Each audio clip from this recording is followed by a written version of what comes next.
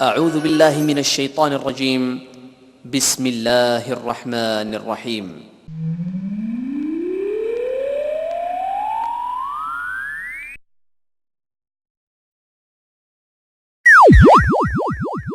চারটি লাইন গানে গানে শুরু শুরু বলছি। শুনো শোনো ইয়াকুববাসী শোনো দিয়া মন, শুনো শোনো ইয়াকুববাসী শোনো দিয়া মন। ভালো লাগলো আপনাদেরই সুন্দর আয়োজন ভাইরি, ভালো লাগলো আপনাদেরই সুন্দর আয়োজন। শুনো শোনো ইয়াকুববাসী শোনো দিয়া মন, শোনো শোনো ইয়াকুববাসী শোনো দিয়া মন। ভালো লাগলো আপনাদেরই সুন্দর আয়োজন ভাইরি, ভালো লাগলো আপনাদেরই সুন্দর আয়োজন।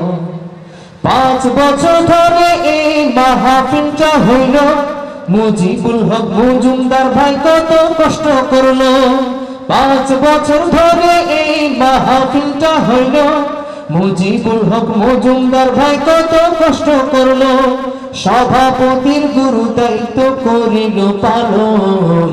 ভালো লাগলো আপনাদেরই সুন্দর আয়োজন ভাইরি, ভালো লাগলো আপনাদেরই সুন্দর আয়োজন। তাফসীরুল কুরআন মাহফিলে এখানে যারা এলেন, ও গো আল্লাহ সবাইকে কবুল করে নেন। সকলে বলছে আমিন। তাফসীরুল কুরআন মাহফিলে এখানে যারা এলেন, ও গো আল্লাহ সবাইকে কবুল করে নেন। এই কমিটি অটুট থাকুক সারাটি জীবন। ভালো লাগলো আপনাদেরই সুন্দর আয়োজন ভাইরি, ভালো লাগলো আপনাদেরই সুন্দর আয়োজন।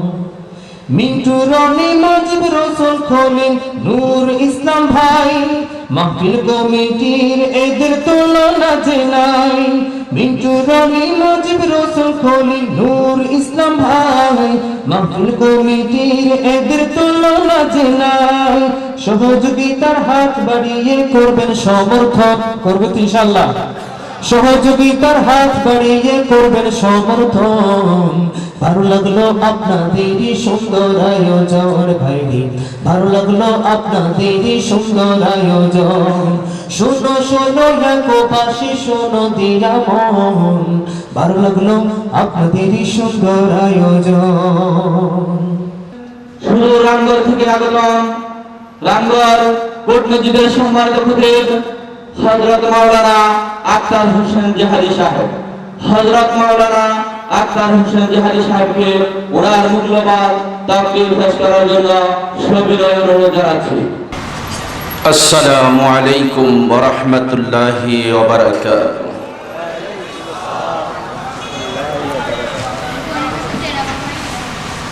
الحمد لله نحمده ونستعينه ونستغفره ونعوذ بالله من شرور أنفسنا ومن سيئات أعمالنا. من يهده الله فلا مضل له ومن يضلله فلا هادي له. ونشهد أن لا إله إلا الله وحده لا شريك له. ونشهد أن سيدنا وسندنا وأولانا ومولانا محمدا عبده ورسوله الذي أرسله بالحق بشيرا ونذيرا وداعيا إلى الله بإذنه سراجا وقمرا منيرا فقد قال الله تعالى في كلامه المجيد وفرقانه الحميد أعوذ بالله من الشيطان الرجيم بسم الله الرحمن الرحيم إن تنصروا الله ينصركم ويثبت أقدامكم وقال تعالى إن الله يحب الذين يقاتلون في سبيله صفا كأنهم بنيان مرصوص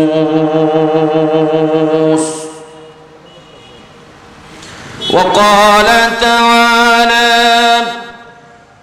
إن الله وملائكته يصلون على النبي يا أيها الذين آمنوا صلوا عليه وسلموا تسليما اللهم صل على مولانا محمد وعلى آل سيدنا محبت جرش اللهم صل على مولانا محمد وعلى آل سيدنا কোথায় আবু বকর ওমর কোথায় উসমান হে আলী তোমাদের বিহনে আজকের ছিলাম মদিনার বুকে যাই গো চলি আল্লাহুম্মা সাল্লি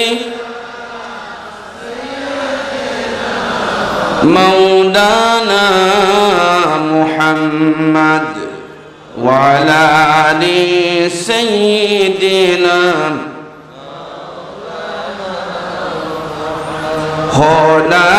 خدائے پھول تو بلبل کا ترنم بھی نہ ہو چمن دہر میں کلیوں کا تبسم بھی نہ ہو بلغ العلا بکمالہ کشف الدجى بجمالہ حسنت جمیع خصالہ صلوا علیہ بلغ العلا بكماله كشف الدجى بجماله حسنت جميع خصاله صلوا عليه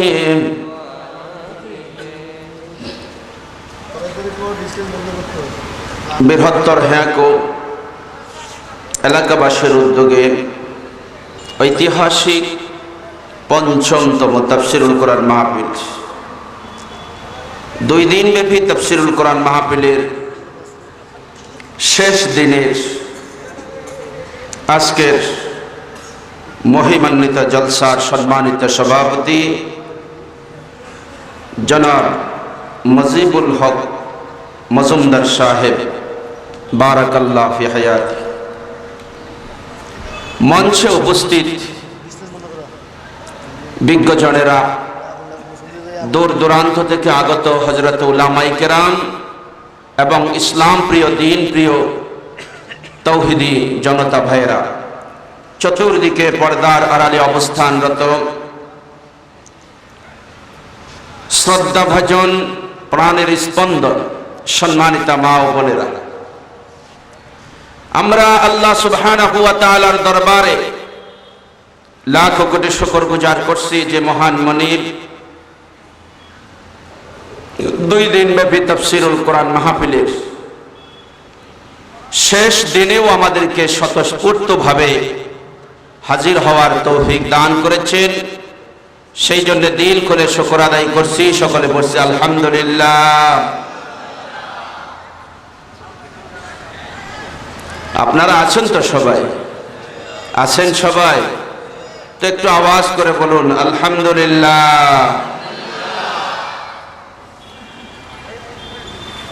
মঞ্চের প্যান্ডেলের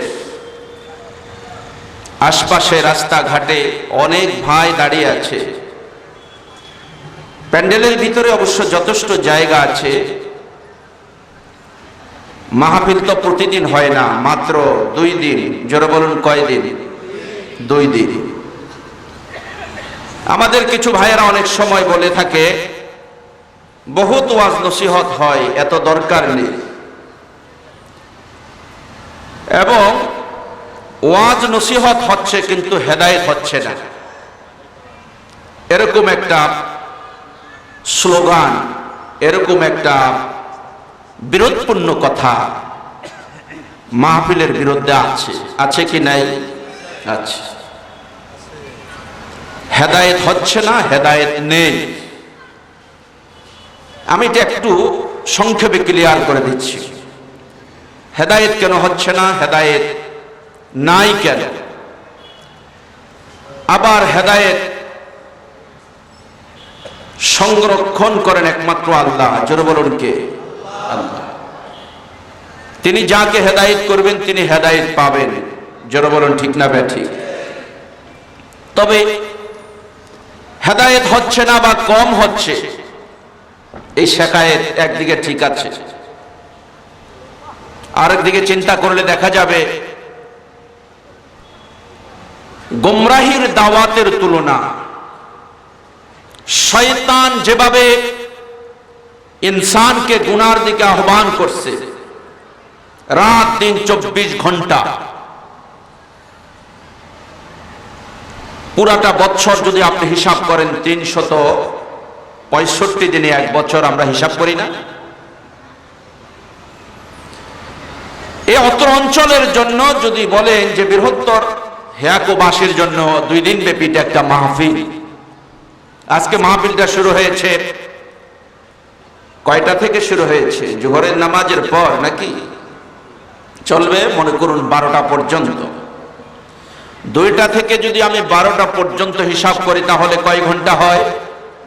10 ঘন্টা হয় সম্ভবত, নাকি? 2টা থেকে 12টা পর্যন্ত 10 ঘন্টা। আজকে 10 ঘন্টা, গতকালকে হয়েছে মনে করুন 10 ঘন্টা। 10 এ 10 কত হলো? 20 ঘন্টা। এই 20 ঘন্টা মাহফিল হচ্ছে পুরা বছর, 365 দিনে মাত্র 20 ঘন্টা প্রোগ্রামটা হচ্ছে। আপনি বলুন, চিন্তা করুন,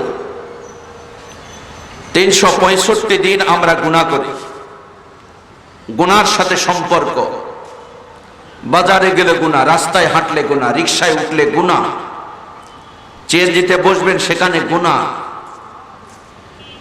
বাসার ভিতরে সেখানেও গুনাহ।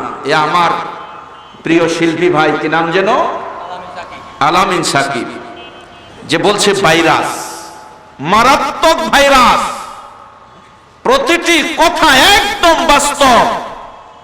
প্রতিটি ঘরে, প্রতিটি যুবকের ভিতরে, যুবতীর ভিতরে, নারী বলেন পুরুষ বলেন, আবাল বৃদ্ধা বনিতা, সকলেই এ গুনার সাথে সম্পর্ক আছে। জোরে বলুন ঠিক না বেঠে? তাহলে রাত দিন 24 ঘন্টা 365 দিন, পুরা রাত দিন 24 ঘন্টা অল্প ঘুম ব্যতীত আমাদের সম্পর্কটা বেশিরভাগ অপরাধের সাথে, গুনার সাথে। জোরে বলুন ঠিক না বেটি? আপনি যদি বলেন যে ঠিক না, তাহলে হয়তো আপনি বলতে পারেন, কিন্তু এখন দেখুন গুনাহটাকে যেভাবে সংক্ষেপ করে দেওয়া হয়েছে, ইবলিস শয়তান যেভাবে আমাদেরকে গুনার জন্য উদ্বুদ্ধ করছে, আহ্বান করছে, এবং গুনাতে আমরা যেভাবে সাড়া দিচ্ছি এবং গুনার প্রতি আমরা যেভাবে ধাবিত হচ্ছি, গুনার জন্য আমরা যেভাবে প্রতিযোগিতা করছি, 365 দিনের মধ্য থেকে মাত্র 20 ঘন্টা যদি বাংলাদেশের ভালো ভালো উলামায়ে কেরাম এসে বয়ান করে, 365 দিনের বিরুদ্ধে 20 ঘন্টার বয়ান মোকাবেলা করা খুবই দুষ্কর, খুবই কঠিন, খুবই কঠিন। অর্থাৎ ব্যাটারি চার্জ দেওয়া হয়, চার্জ দিলে এই ব্যাটারিতে কাজ করে কিছুক্ষণ। 12 ঘন্টা চার্জ দিয়েছেন, 12 ঘন্টা সে আপনাকে সাহায্য করবে, মাইক চালাতে, গাড়ি স্টার্ট দিতে, লাইট জ্বালাতে সাহায্য করলো। আবার যখন এটার চার্জ শেষ হয়ে যায়, আবার পুনরায় এটাকে চার্জে বসাতে হয়, ঠিক না ব্যাঠি? 12 ঘন্টা একটা ব্যাটারির চার্জ দেওয়ার পর যদি 12 ঘন্টা সে সার্ভিস দেয়, আবার তাকে চার্জে বসাতে হয়। কিন্তু 365 দিন লাগাতার গুনাহ করে যাচ্ছি, এই 365 দিন থেকে এই হেকো এলাকাবাসীর জন্য 20 ঘন্টা বাছাই করে দেশের খ্যাতনামা উলামায়ে কেরাম এসে হেদায়েতি বয়ান করে যাচ্ছে। এই শুধুমাত্র 20 ঘন্টা 365 দিনের মোকাবেলায় যথেষ্ট নয়, বরঞ্চ 24 ঘন্টা অপরাধের সাথে যেভাবে থাকি, সেইভাবে অপরাধ থেকে নিজেকে মুক্ত করার জন্য দ্বীনি পরিবেশে আরো 24 ঘন্টা না হোক, অন্তত 12 ঘন্টা নিজের ঈমানকে চার্জ দেওয়া দরকার। জোরে বলুন ঠিক না বেটি? আপনি যদি এইভাবে যদি চিন্তা করেন, তাহলে দেখা যাবে গুনার তুলনায় বয়ান, হেদায়েতি কথাবার্তা, ওয়াজ নসিহত খুবই কম হচ্ছে। ওয়াজ নসিহত আরো হওয়া দরকার, আরো হওয়া দরকার। যদি ওয়াজ নসিহত না হয়, দ্বীনের কথা না চলে, গোটা সমাজ, গ্রাম, মহল্লা, জেলা, উপজেলা সব গুমরাহিতে নিপতিত হবে। জোরে বলুন ঠিক না বেটি? এই জন্য আমার ভাইয়েরা, প্রতিটি ঘরে, মহল্লায়, এলাকায়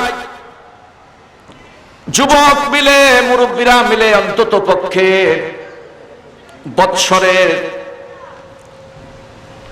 6 মাস হেদায়েতি কথাবার্তা বলতে না পারি, কমাস কম একটু সময় নেব যে প্রতিদিন একটু দ্বীনি পরিবেশে যদি আমি বসতে পারি, 24 ঘন্টার মধ্য থেকে অন্তত পক্ষে 1-2 ঘন্টা আমি যদি আমার হারানো ঈমানকে পাওয়ার জন্য যদি ওয়াজ নসিহতের সাথে উলামায়ে কেরামের মজলিসে দ্বীনি পরিবেশে যদি আমি একটু বসি, তাহলে আমার ভিতরে যে গুনাহ ঢুকেছে, গুমরাহি ঢুকেছে, অপরাধ ঢুকেছে, কোরআন এবং হাদিসের দ্বারা, কোরআন এবং হাদিসের মজলিসে বসার দ্বারা সেই গুনাহগুলি দূর হয়ে যাবে এবং আমার অন্তঃকরণের ভিতরে ঈমান নামক চার্জের ব্যবস্থা হবে। জোরে বলুন ঠিক না বেঠি? আমাদের ঈমানকে তরুতাজা করার জন্য প্রতিদিন একটা সময় হেদায়েতি কথা শোনা অথবা একটা দ্বীনি বই পুস্তক নিয়ে সেটাকে পড়া দরকার। আমাদের ছেলেদেরকে, মেয়েদেরকে নিয়ে প্রত্যেকটা ঘরে অন্তত দ্বীনি একটা বই নিয়ে আমরা তালিম করা দরকার। অথবা সিরেফ কোরআন তরজমা আছে, কোরআনের অর্থ আছে। আপনি বাবা, বাংলা পড়তে পারেন, একটু বাচ্চাগুলো নিয়ে বসেন না, ঘরের ভিতরে বসুন, বিবেকে শোনান, বাচ্চাদেরকে শোনান, অথবা একটু ভালো লিখক, আমলওয়ালা লিখক, তার লিখে একটা ইসলামিক বই সংগ্রহ করে সেখানে তাকে তালিম দেন, ইমানের চার্জ দেন। একদিন আপনি পড়েন, একদিন আপনার ওয়াইফকে বলেন পড়ার জন্য, একদিন আপনার ছেলেকে বলুন, আরেকদিন আপনার মেয়েকে বলুন, দেখবেন ঘরটা হেদায়েতের আলো জ্বলবে। জোরে বলুন ঠিক না বেঠিক? আল্লাহ পাক সুবহানাহু ওয়া তাআলা বলেন, আলিফ লাম রা কিতাবুন আনজালনাহু ইলাইকা লিতুখরিজান নাস মিনায-যুলুমাতি। আল্লাহ পাক বলছেন, হাবিব, এই কোরআন নামক কিতাব আপনার উপর নাজিল করেছি। এই কিতাবটার নাম কি বলুন জোরে সোরে? জোরে বলুন কি নাম? আনজালনাহু ইলাইক। হে নবী, এই কিতাব আমি আপনার উপর এই জন্য নাজিল করেছি, লিতুখরিজান নাস মিনায-যুলুমাতি ইলান নূর। এই কিতাবটা আমি এই জন্য আপনার উপর নাজিল করেছি যাতে করে এই কিতাবের মাধ্যমে মানুষগুলাকে গুমরাহি থেকে, অন্ধকার থেকে বের করে এনে আলোর পথে ছেড়ে দিতে পারেন। জোরে বলুন সুবহানাল্লাহ। এই কিতাবের এক নাম নূর। জোরে বলুন কি নাম? নূর মানে আলো, হেদায়েত। জুলুমাত মানে অন্ধকার। মানুষগুলি 24 ঘন্টা গুনাহ করবে, অন্ধকারে নিমজ্জিত হয়ে যাবে। গুনার কারণে গুনাহ করতে করতে কলবের ভিতরে আল্লাহর মহাব্বত আসে না, কোরআন ভালো লাগে না, হাদিস ভালো লাগে না, আল্লাহ ভালো লাগে না। এই অন্ধকার কলবটাকে এর চাইতে উন্নত গাইডলাইন, পুস্তক, কিতাব আসমানের নিচে জমিনের উপরে আরেকটা নাই। আছে জোরে বলুন আমার ভাইয়েরা। যেই ব্যক্তি এই গাইডলাইন, এই কোরআন শরীফকে মজবুত করে ধরবে, ভালো করে ধরবে, আল্লাহ পাক কোরআন শরীফের এক আয়াতের ভিতরে বলেছেন, ওয়াতাসিমু বিহাবলিল্লাহি জামিআ। আল্লাহ পাক বলছেন, আসমান থেকে আমার রশি ছেড়ে দিলাম, এই রশি হলো কোরআন। জোরে বলুন কি নাম? রশির নাম কি? জোরে বলুন, আরো জোরে বলতে হবে। আল্লাহ পাক বলেছেন হাবলিল্লাহ, এটা আমার রশি। সুবহানাল্লাহ। এই রশি আসমান থেকে ছেড়ে দিলাম। ও দুনিয়ার মানুষ, মজবুত করে ধর, মজবুত করে ধরো, বিচ্ছিন্ন হয়ে যায় না। ওয়ালা তাফাররাকু, দলাদলি করো না, ওয়াহাবি সুন্নি বলে গাল মন্দ করে পৃথক হয়ে যেও না। এক দল আর দলকে গাল মন্দ দিয়া বিচ্ছিন্ন হয়ে যাইও না। ভালো করে মজবুত করে কোরআনটাকে ধরো। তোমার এই বডিটা কম্পার্টমেন্ট, দা স্ট্রাকচার, 3.5 হাত বডি নামক দেহ, এই কোরআনকে যদি মজবুত করে গ্যারান্টি দিয়েছেন, মজবুত করে ধরো, তোমার বডিটা দুনিয়া থেকে জান্নাতে গিয়া পৌঁছে যাবে। বিশ্বাস হয় না এই কথা? ভালো করে বিশ্বাস হয় তো ইনশাআল্লাহ? তাহলে আমার ভাইয়েরা, ওয়াজ নসিহত বহু শুনেছে, আল্লাহ আরো শোনাবে। কোন বক্তার বয়ানের ভিতরে কার জন্য হেদায়েত রেখেছেন আল্লাহ পাক সবচাইতে ভালো জানেন। বিশ্বনবী সিজদায় পড়ে বারবার কাঁদতেন, আবু তালেব কেন হেদায়েত হয় না? ইয়ামেন থেকে, সিরিয়া থেকে, হাবশা থেকে কাফেররা আসলো, বেঈমানেরা আসলো, মূর্তি পূজকরা এসে আমি মুহাম্মাদের হাতে হাত দিয়ে কালেমা পড়ে মুসলমান হয়ে জান্নাতি হয়ে গেল। আর আমার চাচা, তুমি আমাকে এত আদর করো, এত লালন পালন করো, এত খেদমত করো, এত আদর যত্ন করো, আর আমি তোমার জন্য এত আল্লাহর কাছে দোয়া করি, চাচা তুমি কেন ইসলাম ধর্ম কবুল করো না? এইভাবে বিশ্বনবী আল্লাহর দরবারে কাঁদছিলেন। রব্বে কারীম আল জালাল জবাব দেন, ইন্নাকা লা তাহদি মান আপনার দ্বারা হেদায়েত করা সম্ভব নয়। হেদায়েতের চাবিকাঠি সব আমি আল্লাহ রাব্বুল আলামিনের হাতে। জোরে বলুন সুবহানাল্লাহ। হেদায়েতের চাবিকাঠি কার হাতে? আর জোরে বলতে হবে কার হাতে? উলামায়ে কেরামের বয়ান এটা হলো চেষ্টা, উলামায়ে কেরামের দাওয়াত এটা হলো চেষ্টা, বিশ্বনবীর দাওয়াত এটা হলো চেষ্টা করা। আমার ভাইয়েরা, ওয়াজ নসিহতের মাধ্যমে চেষ্টা করা হয়। আর সেই চেষ্টা করতে গিয়ে যদি আমি ব্যর্থ হয়ে যাই, উলামায়ে কেরাম ব্যর্থ হয়ে যায়, সেই জন্য আল্লাহর দরবারে জবাব দিতে হবে না। আল্লাহ পাক বলেছেন তুমি চেষ্টা করবে, সফলতায় পৌঁছে দিব কে? প্রতিটি পরিবারকে হেদায়েতের পথে রাখা, প্রতিটি পরিবারের যিনি মুরব্বী, যিনি নেতা, যিনি পরিবার পরিচালনা করেন, তিনি চেষ্টা করতে হবে, তিনি চেষ্টা করতে হবে। অধিকাংশ পরিবারের নেতারা, মুরব্বীরা, গাইনিয়ানেরা তারা পরিবার নিয়ে ভাবে না, চেষ্টা করে না। শুধু চেষ্টা করে কোন সময় তাদের খানা ঠিক মতো আনবো, কিভাবে ভালো খেতে পারবে, কিভাবে রোজগার ভালো হবে, সেই রোজগারকে, আয়কে বর্ধিত করার জন্য প্রয়োজনে সুদের দিকে চলে যায়, ঘুষের দিকে চলে যায়, হারামের দিকে চলে যায়। যে আমার পরিবারকে ভালো করে খাওয়া দাওয়া করাতে হবে, বিল্ডিং বানাতে হবে, বড় বড় অট্টালিকা বানাতে হবে, কার আগে কে বানাবে? বর্তমান সেই প্রতিযোগিতায় লিপ্ত, কিন্তু কার আগে কে তার পরিবারকে দ্বীনমুখী করবে, ইসলামমুখী করবে, কোরআনমুখী করবে, হাদিসমুখী করবে, সেই প্রতিযোগিতা নাই। জোরে বলুন ঠিক না ব্যাঠি?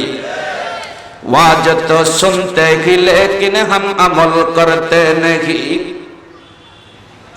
वाज तो सुनते ही लेकिन हम अमल करते नहीं, गर अमल करते तो हम पर दिन बुढ़े आते नहीं, रात दिन घर में बसती है रेडियो टेलीविजन, उस वजह से अपने घर में खैर बरकत कुछ नहीं। আজ ঘর পরিবার সব জায়গা থেকে বরকত উঠে গেছে।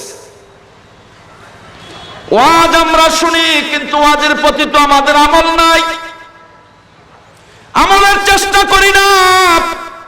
প্যান্ডেলে বসে আছি, মনটা চলে গেছে ঢাকায়, চট্টগ্রাম, বারিয়ারহাট, হ্যাকো বাজার, দোকানপাটে আমার মেজাজ ঘুরতেছে, ওয়াজে বসছি। অন্তঃকরণটাকে যদি একটু কোরআন এবং হাদিসের দিকে ভালো করে যদি মাইল করে দেওয়া যায়, হেদায়েতের ব্যবস্থা করবেন কে? একটু ভালো করে রুজু হতে হবে। গান বাদ্য দাঁড়িয়ে দাঁড়িয়ে শুনে, কিন্তু আমার ভাইয়েরা দাঁড়াবেন না। প্যান্ডেলে জায়গা আছে, বেহেশতের বাগানে বসে যান। বিশ্বনবী বলছেন কোরআনের ময়দান পৃথিবীর সবচেয়ে দামি ময়দান, সবচাইতে দামি জায়গা, যেই জায়গায় কোরআন শোনার জন্য বসে। জোরে বলুন সুবহানাল্লাহ। আজকে আমরা দোকানপাটে বসে আছি একদিনের জন্য, গতকাল চলে গেছে, আর আজকে কয়টা কতটুক টাইম আছে? একটু নিজেকে ধাবিত করুন কোরআনের দিকে। আল্লাহর আদালতে হয়তো জবাব দিতে পারবেন, দুই একটা কথা হেদায়েতের উসিলা হয়ে যেতে পারে। জোরে বলুন ঠিক না ঠিক? আমার ভাইয়েরা, বিশ্বনবী বলছেন কোরআনের ময়দানে যারা বসবে, অপেক্ষা করবে, বিশ্বনবী বলছেন 7 বছর ইবাদত করলে যেই সওয়াব, বিশ্বনবী বলছেন কোরআনের মজলিসে বসলে তার চাইতে বেশি সওয়াব দিবেন কে? বিশ্বাস হয় না? قال رسول الله صلى الله عليه وسلم মাজলিসু ফিকহিন খায়রুম মিন ইবাদাতি 60 সানা। বিশ্বনবী বলছেন কোরআনের মজলিস, ইলমের মজলিস, ফিকহের মজলিসে যারা অপেক্ষা করে, সময় অতিবাহিত করে, 60 বছর ইবাদত করলে যেই সওয়াব, নবীজি বলছেন তার চাইতে বেশি সওয়াব। আমার ভাইয়েরা, বেশি লম্বা আলোচনা তো করা যাবে না। প্রধান বক্তা চলে আসবেন 9:30 থেকে 10:15টার মধ্যে। এই সময়ের মধ্যে ইনশাআল্লাহ তাআলা পবিত্র কালামে পাকের 2 জায়গা থেকে 2টো আয়াত আমি তেলাওয়াত করেছি। ভূমিকা লম্বা না করে সেদিক থেকে আলোচনা করব। আল্লাহ পাক রব্বুল আলামিন আমাদেরকে আমল করার তৌফিক দান করুন, জোরে বলুন আমিন। ঈমানকে যেন আমরা তাজা করতে পারি, সেজন্য আমরা কোরআন এবং হাদিসের দিকে মাইল হই, নিজেদেরকে রুজু করি, নিজেদের ধ্যান খেয়াল মন মানসিকতা চতুর্দিক থেকে মুক্ত করে কোরআনের দিকে রুজু করি। খাস করে যারা আজকে মাহফিলের জন্য মেহনত করেছেন, 2 দিন ব্যাপী বিশাল প্যান্ডেল, আমি বলবো সম্ভবত এই হ্যাকো বা এই আশপাশ অঞ্চলের জন্য সবচেয়ে বড় প্যান্ডেল হয়েছে, সবচেয়ে বড় জায়গা তারা নিয়েছেন আপনার মাহফিলটাকে সৌন্দর্যমণ্ডিত করার জন্য। এই মাহফিল পরিচালনা কমিটির সভাপতি জনাব মজিবুল হক মজুমদার সাহেবকে ধন্যবাদ জানাই, এবং আরেকটা যুবক কোচি, আপনার বলতে গেলে আমার একেবারে মানে খুব প্রিয় এই মজিবুল হক আরেকজন আছে আপনার ইয়ং, এবং তার সাথে যে সমস্ত যুবকেরা মিলে মাহফিল করেছেন, নিঃসন্দেহে এটা প্রশংসার যোগ্য, জোরে বলুন ঠিক না ঠিক? এই মাহফিলকে আয়োজন করতে যুবকেরা যে প্রচেষ্টা করেছে, আপনারা যদি বসে শুনেন তাহলে তাদের এই প্রচেষ্টাটা সুফল বয়ে আনবে, জোরে বলুন ঠিক না ঠিক? মাহফিল কমিটির আশপাশে যে সমস্ত যুবক ভাইয়েরা আছে, 3 জন মজিব ভাই আছে, একজন সভাপতি, আরেকজন যুবক মজিবুল ইসলাম, কই মজিবুর রহমান, মজিবুল হক, তারপরে আরেকজন মজিব ভাই আছে শুনেছি, এরপরে মাহফিলের সেক্রেটারি, তারপরে মাহফিল যে কমিটি এত সুন্দর আয়োজন করেছেন, তারা কি ভালো করেছেন না খারাপ করেছেন? গানের ব্যবস্থা করেছেন না কোরআন শোনার ব্যবস্থা করেছেন?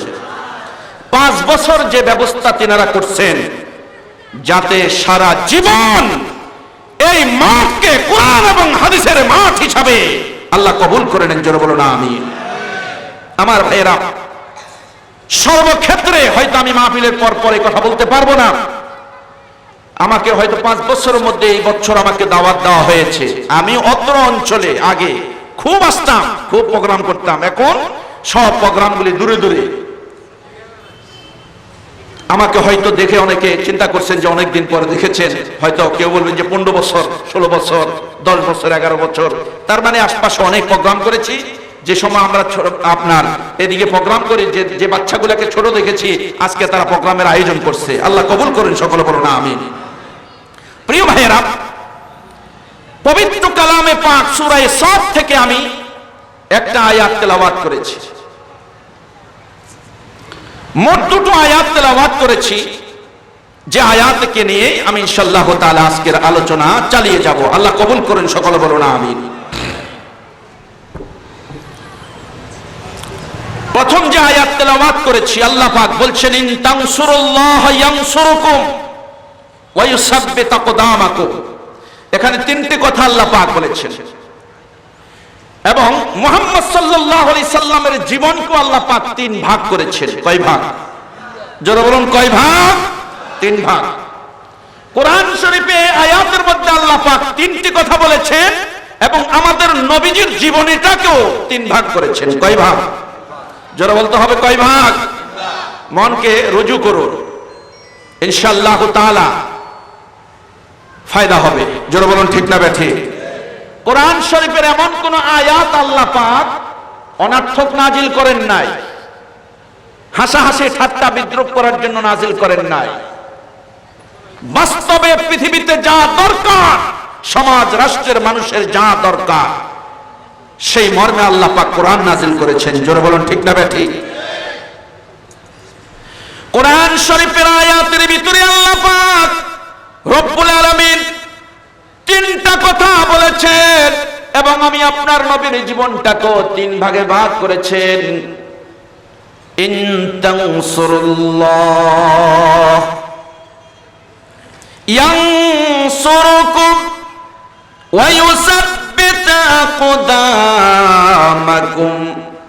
আল্লাহ পাক বলেছেন, দুনিয়ার মানুষেরা তোমরা যদি আমাকে সাহায্য করো, আমি আল্লাহ তোমাদেরকে সাহায্য করব। জোরে বলুন সুবহানাল্লাহ। এক এই পৃথিবীর মানুষেরা, ইমানদারেরা, মুসলমানেরা, যদি তোমরা আমি আল্লাহকে সাহায্য করো, আমি আল্লাহকে সহযোগিতা করো,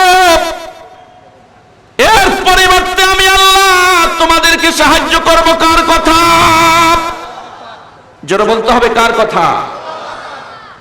এরপরে 3 নাম্বার আল্লাহ পাক বলেছেন ওয়ায়ুসাব্বিত আকদামাকুম, আমি আল্লাহ পাক কাফের বেঈমান বাতিলের মোকাবেলায় তোমাদের বাহুবলকে মজবুত করে দিব। জোরে বলুন সুবহানাল্লাহ। আয়াতের ভিতরে কথা কয়টা বলেছেন? 3টা। আল্লাহকে সাহায্য করলে আল্লাহও সাহায্য করবেন।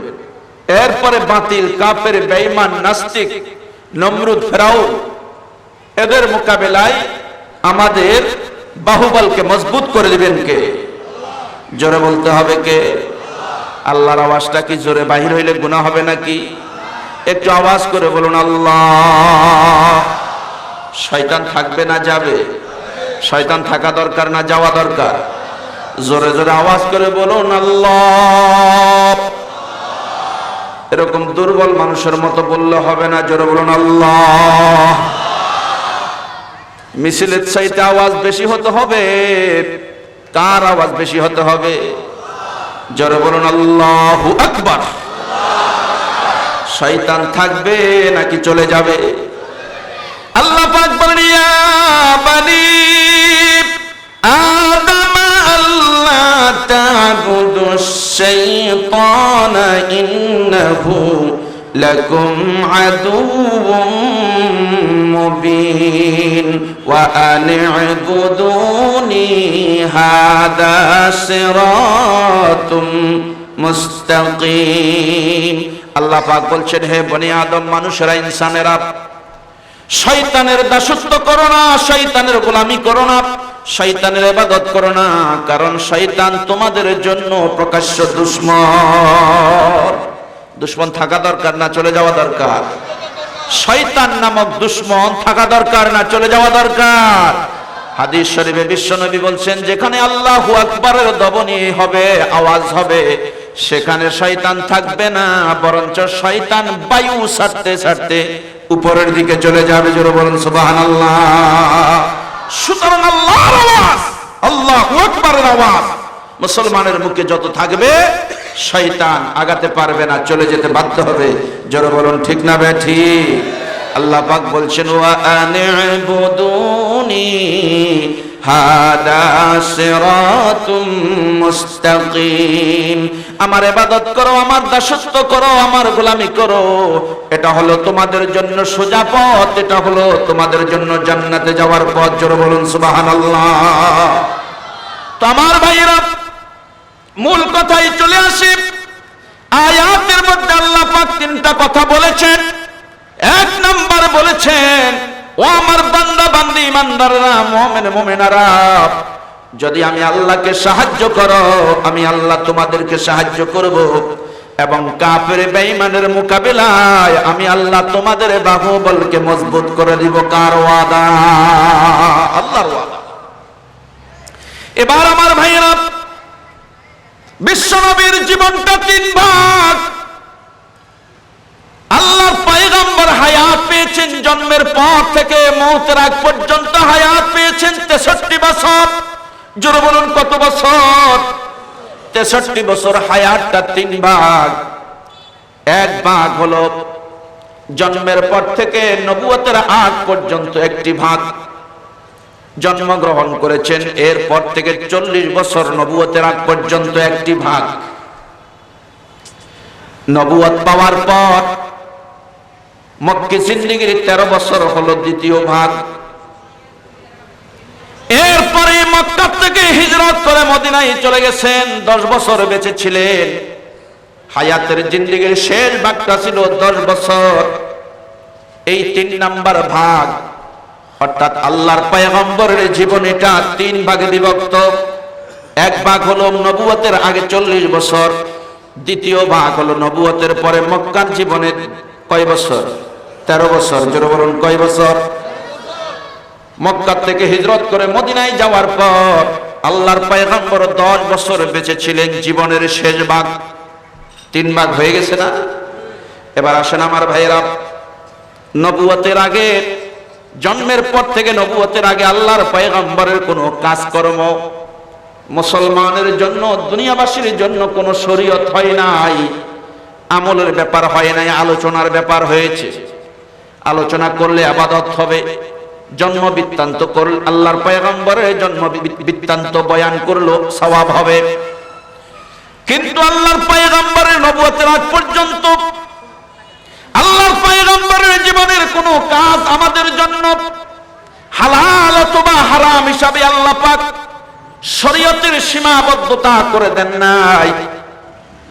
শরীয়তের বিধিবিধান নবুয়ত লাভ করার পর থেকে কোনটা হালাল, কোনটা হারাম, কোনটা ভালো, কোনটা খারাপ, কি করবেন না করবেন, সব কিছু শুরু হয়েছে আল্লাহর পয়গম্বরের নবুয়তের পরে। জোরে বলুন ঠিক না বেঠিক? এবার আসেন, মক্কি জিন্দেগীর সময়গুলা ছিল আল্লাহর পয়গম্বরের জন্য বড় কঠিন। মক্কি জিন্দেগীর সময়গুলা ছিল আল্লাহর পয়গম্বরের জন্য বড় কঠিন। 13 বছর পর্যন্ত বিশ্ব নবীর উপর, সাহাবায়ে কেরামের উপর কাফের বেঈমান কর্তৃক নির্যাতনের স্টিম রুলার, এত কষ্টের জীবন বিশ্ব নবীর উপর নেমে এসেছিল।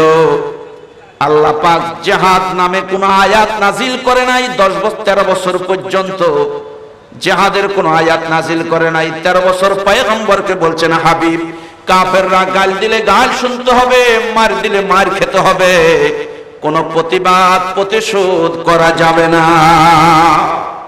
কোনো প্রতিবাদ প্রতিশোধ গ্রহণ করা যাবে না। 13 বছর আল্লাহর পয়গম্বর কাফেরদের হাতে নির্যাতনের শিকার হয়েছেন। সাহাবায়ে কেরাম নির্যাতনের শিকার হয়েছেন। খাব্বাব, খুবাইব, হযরত বেলাল রাদিয়াল্লাহু তাআলা আনহু, হযরত আবু বকর রাদিয়াল্লাহু তাআলা আনহু কত নির্যাতনের শিকার হয়েছেন। সেই নির্যাতনটা ছিল পৃথিবীর ইতিহাসে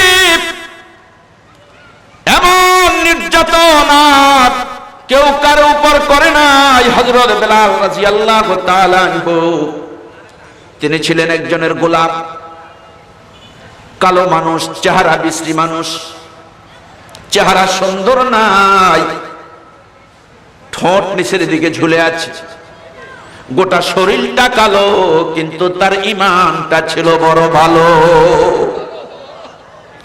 শরীরটা ছিল কালো, ঈমানটা ছিল বড় ভালো। মানুষটা কালো, আযানটা ছিল আল্লাহর কাছেও ভালো। জোরে বলুন সুবহানাল্লাহ।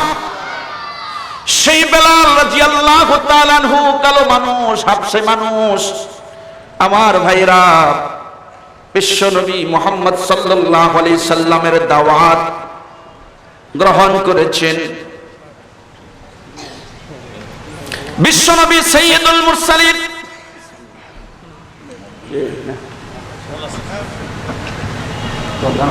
মাশাআল্লাহ মাশাআল্লাহ। আমার ভাইরা,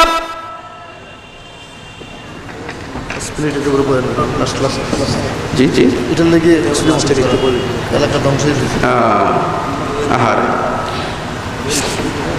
আমার ভাইরা, বিশ্বনবী সাইয়্যিদুল মুরসালিন মুহাম্মদ সাল্লাল্লাহু আলাইহি ওয়াসাল্লাম যখন ঈমানের দাওয়াত দিলেন, ইয়া আইয়ুহান নাসু ইন্নী রাসূলুল্লাহি ইলাইকুম জামিআ, বিশ্বনবী লোকদেরকে ডাকলেন আর বললেন, হে লোক সকল, আমাকে আল্লাহ পাক সারা পৃথিবীর জন্য নবী বানিয়ে পাঠিয়েছে।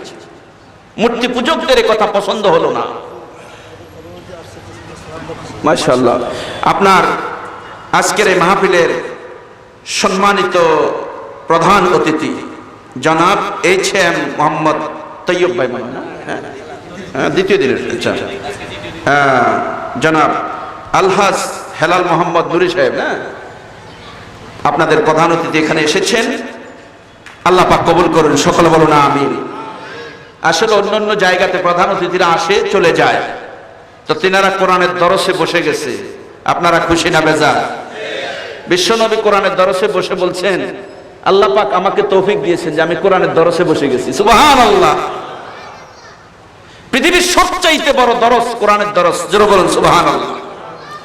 এবং যে ব্যক্তি কোরআনের দরসের ছাত্র হয়ে গেল, পৃথিবীর যত ছাত্র আছে, বিশ্বনবী বলছেন সবচেয়ে দামি ছাত্র পৃথিবীতে কোরআনের ছাত্র, জোরে বলুন সুবহানাল্লাহ। খায়রুকুম মান তাআল্লামাল কুরআনা ওয়া আল্লামা। বিশ্বনবী বলছেন পৃথিবীর সবচেয়ে দামি শিক্ষক যিনি কোরআন শিখান, কোরআন পড়ান, সুবহানাল্লাহ। আর পৃথিবীর সবচাইতে দামি ছাত্র যিনি কোরআন শিখতে এসেছেন, কোরআন শিখতে বসেছেন, সুবহানাল্লাহ বলেন। এখানে বসলে ঈমান তাজা হয়, কোরআনের দরসে বসলে ঈমান তাজা হয়, মজবুত হয়, জোরে বলুন ঠিক না বেঠিক? সেই কথা আল্লাহ পাক কোরআন শরীফের ভিতরেই বলেছেন, ওয়া ইযা তুলিয়াত আলাইহিম আয়াতুহু যাদাতুহুম ঈমানাও ওয়া আলা রাব্বিহিম ইয়াতাওয়াক্কালুন। আল্লাহ পাক বলেন যারা কোরআন তেলাওয়াত করে, যারা কোরআন শ্রবণ করে, আমি তাদের ঈমান বাড়ায়া দেই। সুবহানাল্লাহ। কি আপনারা বাড়ি যেয়ে বলবেন? সবাই সবাই বলবেন না সুবহানাল্লাহ? আল্লাহ পাক কি বলেছেন? কোরআন শুনলে ঈমান বাড়িয়ে দেওয়া হয়। কোরআন শুনলে, কোরআন তেলাওয়াত করলে আল্লাহ পাক ঈমান বাড়ায়া দিবেন, এবং ঈমান বাড়াতে বাড়াতে ঈমানকে এত মজবুত করে দিবেন, আল্লাহ পাক বলেন সে তখন আমি আল্লাহর উপর ভরসা করবে। আর যে ব্যক্তি আমি আল্লাহর উপর ভরসা করবে, তার জন্য আমি আল্লাহ যথেষ্ট হয়ে যাব। সুবহানাল্লাহ। আমার ভাইয়েরা, এই দেশ আমাদের দেশ, বাংলাদেশ আমাদের মাতৃভূমি, আমাদের জীবনের চাইতে আমরা এই দেশকে ভালোবাসি, জোরে বলুন ঠিক না ঠিক?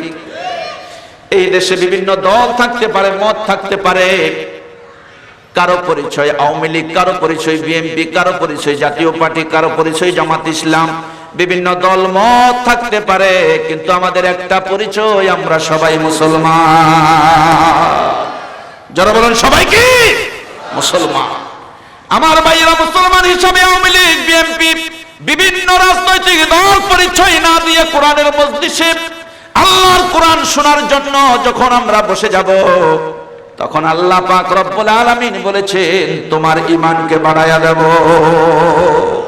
আল্লাহ আমাদের ঈমানকে বাড়িয়ে দিন, জোরে বলুন আমিন। আল্লাহ আমাদের ঈমানকে মজবুত করে দিন, জোরে বলুন আমিন। তো আমার ভাইয়েরা, বিশ্বনবী মুহাম্মদ সাল্লাল্লাহু আলাইহি ওয়াসাল্লাম কালেমার দাওয়াত দিয়েছেন, ইসলামের দাওয়াত দিয়েছেন। হযরত বেলাল কালেমা পড়ে মুসলমান হয়েছেন। বেলাল যখন কালেমা পড়ে মুসলমান হয়েছে, হযরত বেলাল রাদিয়াল্লাহু তাআলা আনহুর হাত পাও বাঁধা হলো। হাত পাও বাঁধা হলো, নাকের ভিতরে রশি ঢুকায়া, তারপরে ওটের সাথে লাগাইয়া, ওটের সাথে বেঁধে, তারপরে পাথরিয়া রোডের উপরে হযরতে বেলালকে টানা হচ্ছিল। ওটকে যখন তাড়ানো হলো, হাত পাও বাঁধা বেলাল, তখন পাথরিয়া রোডের উপরে, আরবের রোডগুলি, জায়গাগুলি তো সব পাথরের, এটা তো সবাই জানেন।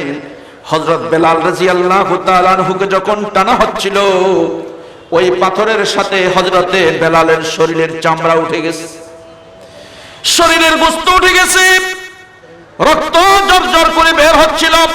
হযরতে বেলাল এরপর ঘোষণা দিয়েছেন, কুল হুয়াল্লাহু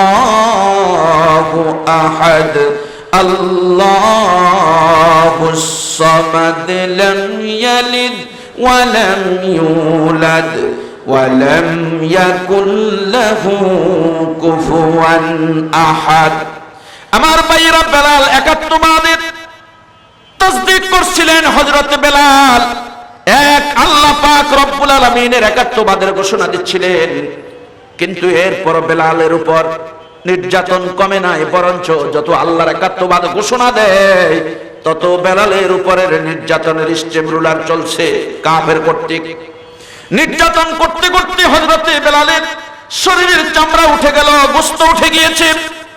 এরপরে রক্ত যখন জর্জর করে পড়ছিল, পাথরের সাথে যখন বেলালের হাড্ডিগুলি আওয়াজ করছিল, বেলাল বলছিল, কাফের বেঈমানেরা, ওটের রশিটা কেটে দাও, আমি তো বরদাস্ত করতে পারি না। শরীরের চামড়া উঠে গেছে, গোশত উঠে গেছে, হাড্ডিতে আওয়াজ করতেছে। কাফের বেঈমানরা বলছে, রে বেলাল, আল্লাহকে ছেড়ে না দিলে, ইসলাম ছেড়ে না দিলে রশি কেটে দেব না, তোমাকে ছেড়ে দেব না, ইসলাম ছেড়ে দাও, মুহাম্মদকে ছেড়ে দাও। বেলাল বলছিল, শরীরের চামড়া উঠেছে, গোশত উঠেছে, এই জন্য এটা আমি মনে করি স্বাভাবিক। টানতে টানতে যদি আমার হাড্ডিগুলি দেহ থেকে খুলে খুলে পড়েও যায়, আমার যতক্ষণ পর্যন্ত হুঁশ থাকবে, দম থাকবে, ততক্ষণ পর্যন্ত আমি আমার আল্লাহকে ছেড়ে দিব না। এর নাম ঈমান, এর নাম একাত্মবাদ, এটার নাম হলো আল্লাহর উপর আস্থা এবং বিশ্বাস। জোরে বলুন ঠিক না ঠিক? আমার ভাইয়েরা, হযরতে বেলাল রাদিয়াল্লাহু তাআলা আনহু জীবনের বিনিময়ে কাফের বেঈমানের কাছে আত্মসমর্পণ করে নাই। কাফের বেঈমানেরা এরপরে আগুন জ্বালালেন, আগুন জ্বালায়া বলছে, বেলাল, ঈমান ছেড়ে দাও নাই, তোমাকে আগুনে জ্বালায়া ফেলবো, তোমার শরীরের গোশতগুলিকে কয়লা বানাবো, তোমাকে আগুনে জ্বালায়া তোমার হাড্ডি আর গোশতগুলি কয়লা বানায়া সেগুলিকে ছাই বানায় ফেলবো। বেলাল বললেন, তাহলে তো খুশির খবর, দুনিয়া নামক জায়গার আগুনে যদি আমি বেলাল জ্বলে পুড়ে দুনিয়ার থেকে বিদায় হতে পারি, তাহলে আমার আল্লাহর বানানো জাহান্নামের আগুন হারাম হয়ে যাবে। সুবহানাল্লাহ। কাফেররা চিন্তা করলো, এত ভয় দেখায়, এরপরও ভিতর সন্তুষ্ট না হয়ে বেলাল বলছে, আগুনে জ্বললে তার জন্য আরো ভালো হবে, পরকালের আগুন তার জন্য হারাম হবে, তাহলে তো তাকে আগুনে জ্বালাইয়া ছাই আর কয়লা বানানো যাবে না, শাস্তি দিতে হবে, রিমান্ড দিতে হবে। সেই জন্য তারা আগুন নিভাইয়া ফেলল, আগুনের কয়লাগুলি রাস্তার উপরে সরিয়ে দিয়ে হযরতে বেলালকে আগুনের উপরে চিৎ করে শোয়াই দিয়েছেন। এরপরে বেলালের বুকের উপরে বড় বড় পাথর দিয়ে চাপা দেওয়া হয়েছে।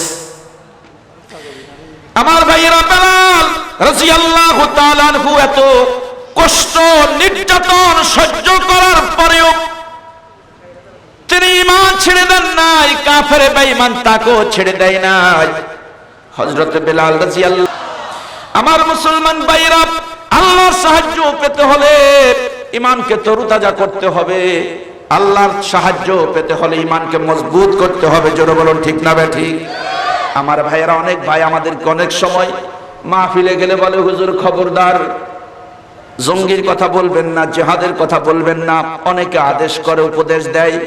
আমরা বলছি না যে মানুষের উপর অতর্কিত হামলা চালাও, এটার নাম জিহাদ। আল্লাহ পাক এটার নাম জিহাদ বলে নাই। জিহাদ হবে অন্যায়ের বিরুদ্ধে, জিহাদ হবে সন্ত্রাসের বিরুদ্ধে। আমার ভাইয়েরা, আজকে জিহাদের আলোচনা করা হয় না, জিহাদের ভুল ব্যাখ্যা করা হয়। জিহাদ মানে এই নয় যে নিরিবিলি কতগুলি মানুষ বসে আছে। এক সময় দেখা যায় এক জঙ্গি গোষ্ঠী বাহির হয়েছে, বোমা বিউনিট নিয়ে আদালতে হামলা করে। আসলে এই লোকগুলির উদ্দেশ্য ছিল আল্লাহর যে বিধান, জিহাদের বিধান, এই বিধানকে সন্ত্রাসের সাথে মিলাইয়া দেওয়াই ছিল এদের উদ্দেশ্য। জোরে বলুন ঠিক না ঠিক? এটার নাম জিহাদ নয়। যেই ব্যক্তি জিহাদকে সন্ত্রাস বলবে, সেই ব্যক্তি সন্ত্রাসী হয়ে যাবে। আমার ভাইয়েরা, কোরআন শরীফ এটা কার কিতাব? জোরে বলতে হবে, এটা কার কিতাব? আমি বলছিলাম, আল্লাহ পাক আয়াতের মধ্যে তিনটা কথা বলেছেন, ইন তানসুরুল্লাহা ইয়ানসুরকুম ওয়া ইউসাব্বিত আকদামাকুম। তোমরা আমাকে সাহায্য করো, আমিও সাহায্য করব, এবং কাফের বেঈমানের মোকাবেলায় তোমাদের বাহুবলকে মজবুত করে দিব। কার ওয়াদা? এরপরে আমার ভাইরা, আমি আরো বলেছিলাম, আল্লাহর পয়গম্বরের জীবনীটা তিন ভাগে বিভক্ত। নবুয়তের আগে 40 বছর, নবুয়তের পরে 13 বছর মক্কি জিন্দেগি, এরপরে হিজরত করে আল্লাহর পয়গম্বর মদিনা শরীফে গিয়েছেন, এটাকে মাদানী জিন্দেগি বলা হয়। সেটা হলো 10 বছর। জোরে বলুন, কয় বছর? 13 বছর। আল্লাহর কোরআন মক্কা শরীফে 13 বছর নাজিল হয়েছে। এই 13 বছরে হালাল হারাম, নামাজ, রোজা, হজ, যাকাত, এই সম্পর্কে আল্লাহ পাক আয়াত নাজিল করেছেন। কিন্তু জিহাদ নামক বিধান সম্পর্কে আল্লাহ একটা আয়াত নাজিল করে নাই। মক্কাতে 13 বছরে জিহাদের আয়াত নাজিল হয় নাই। শিক্ষিত মুরব্বীরা যারা আছেন শুনুন, ভালো করে শুনুন। আমরা বলছি না আপনারা আগামীকাল জিহাদে নামতে হবে, কারণ জিহাদের ইস্তেফতা হবে, ফতোয়া হবে। বাংলাদেশে জিহাদ কার বিরুদ্ধে করবেন, জঙ্গিপনা কার বিরুদ্ধে করবেন, মূল জিহাদটাকে বুঝে নিন। মূল জিহাদের আরেকটা কথা সংক্ষেপে বলে দিই। এই দেশ আমার জান, এই দেশ আমার প্রাণ, এ দেশ আমার মান। জোরে বলুন ঠিক না ঠিক? 30 লক্ষ শহীদের রক্তের বিনিময়ে বাংলাদেশের মানচিত্র প্রতিষ্ঠিত হয়েছে। জোরে বলুন ঠিক না ঠিক? ডাক দিয়েছেন বাংলাদেশের মানচিত্রের স্থপতি আমার ভাইরা মরহুম শেখ মুজিবুর রহমান রহমতুল্লাহ আলাইহি। বলতে চাই এই জন্য তিনি তখন উলামায়ে কেরামের সাথে ভালো করে মহাব্বত রেখেই এই দেশের স্বাধীনতার ডাক দিয়েছিলেন। শামসুল হক ফরিদপুরি রহমতুল্লাহ আলাইহির তিনি খুব কাছাকাছি লোক ছিলেন। মুসলমান ভাইরা বলার উদ্দেশ্য হলো, একটা ছোট দেশ, এই দেশের বিরুদ্ধে কোন শক্তিধর দেশ যদি যুদ্ধ চাপিয়ে দেয়, আমার আল্লাহ বলছেন এই দুর্বল দেশকে রক্ষা করতে গিয়া যারা শক্তিধর দেশের সাথে মোকাবেলা করবে, জীবন দিবে, আল্লাহ পাক বলছেন জীবন দেনেওয়ালারা শহীদ হয়ে যাবে।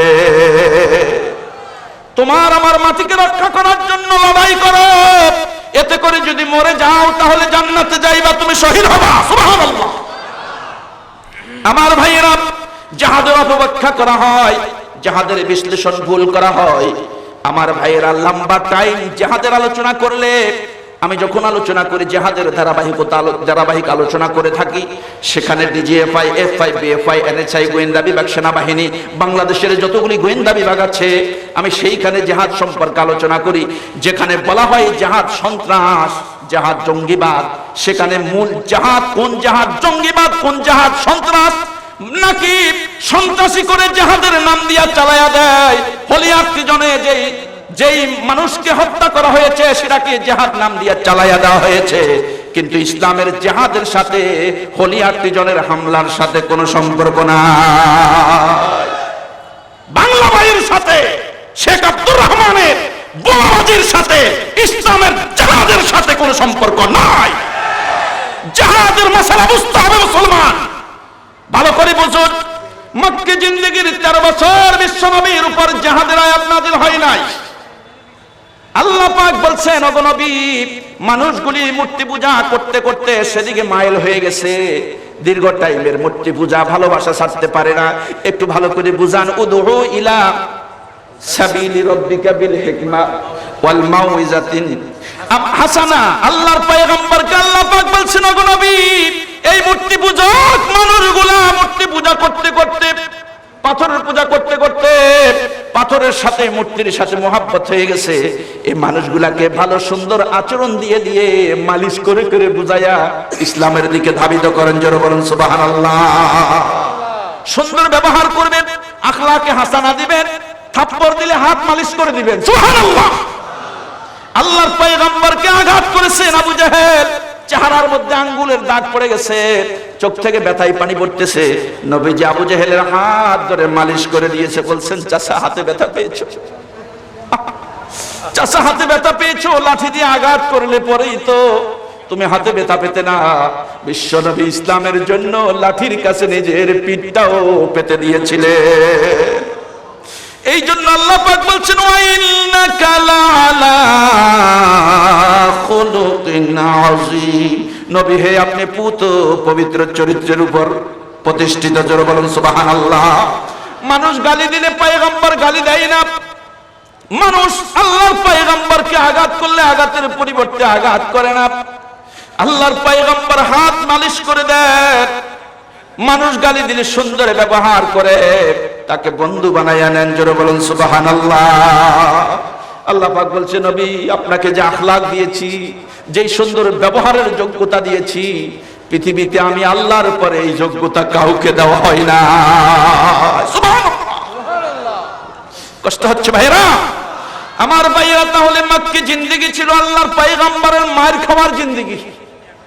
মার খাইতে খাইতে এমন অবস্থা হয়েছে, সাফা মারওয়া দুই পাহাড়ের মাঝখানে আবু জেহেল এসে আল্লাহর পয়গম্বরের কপালটা ফাটিয়ে ফেলেছে। এত জোরে আঘাত করেছে, কপাল ফেটে রক্ত ভিমকে দিয়ে বের হচ্ছিল। নবীজি শুধুমাত্র অপরাধ চাচাকে কালেমার দাওয়াত দিয়েছেন। কিসের দাওয়াত?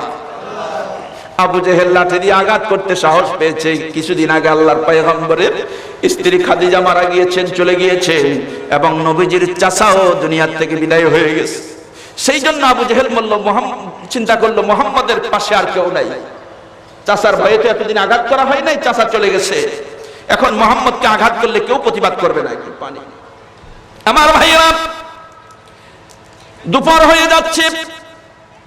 আমির হামজার স্ত্রী দরজা খুলে দেখলেন নিরপরাধ মুহাম্মাদের উপর সাফা মারওয়া দুই পাহাড়ের মাঝখানে আমির হামজার ভাতিজা মুহাম্মাদের উপরে আবু জেহেল যেভাবে আক্রমণ করেছে, কপাল ফেটে গেছে, রক্ত ভিমকি দিয়ে বের হয়ে আল্লাহর পয়গম্বর সেখানে লুটে পড়েছে।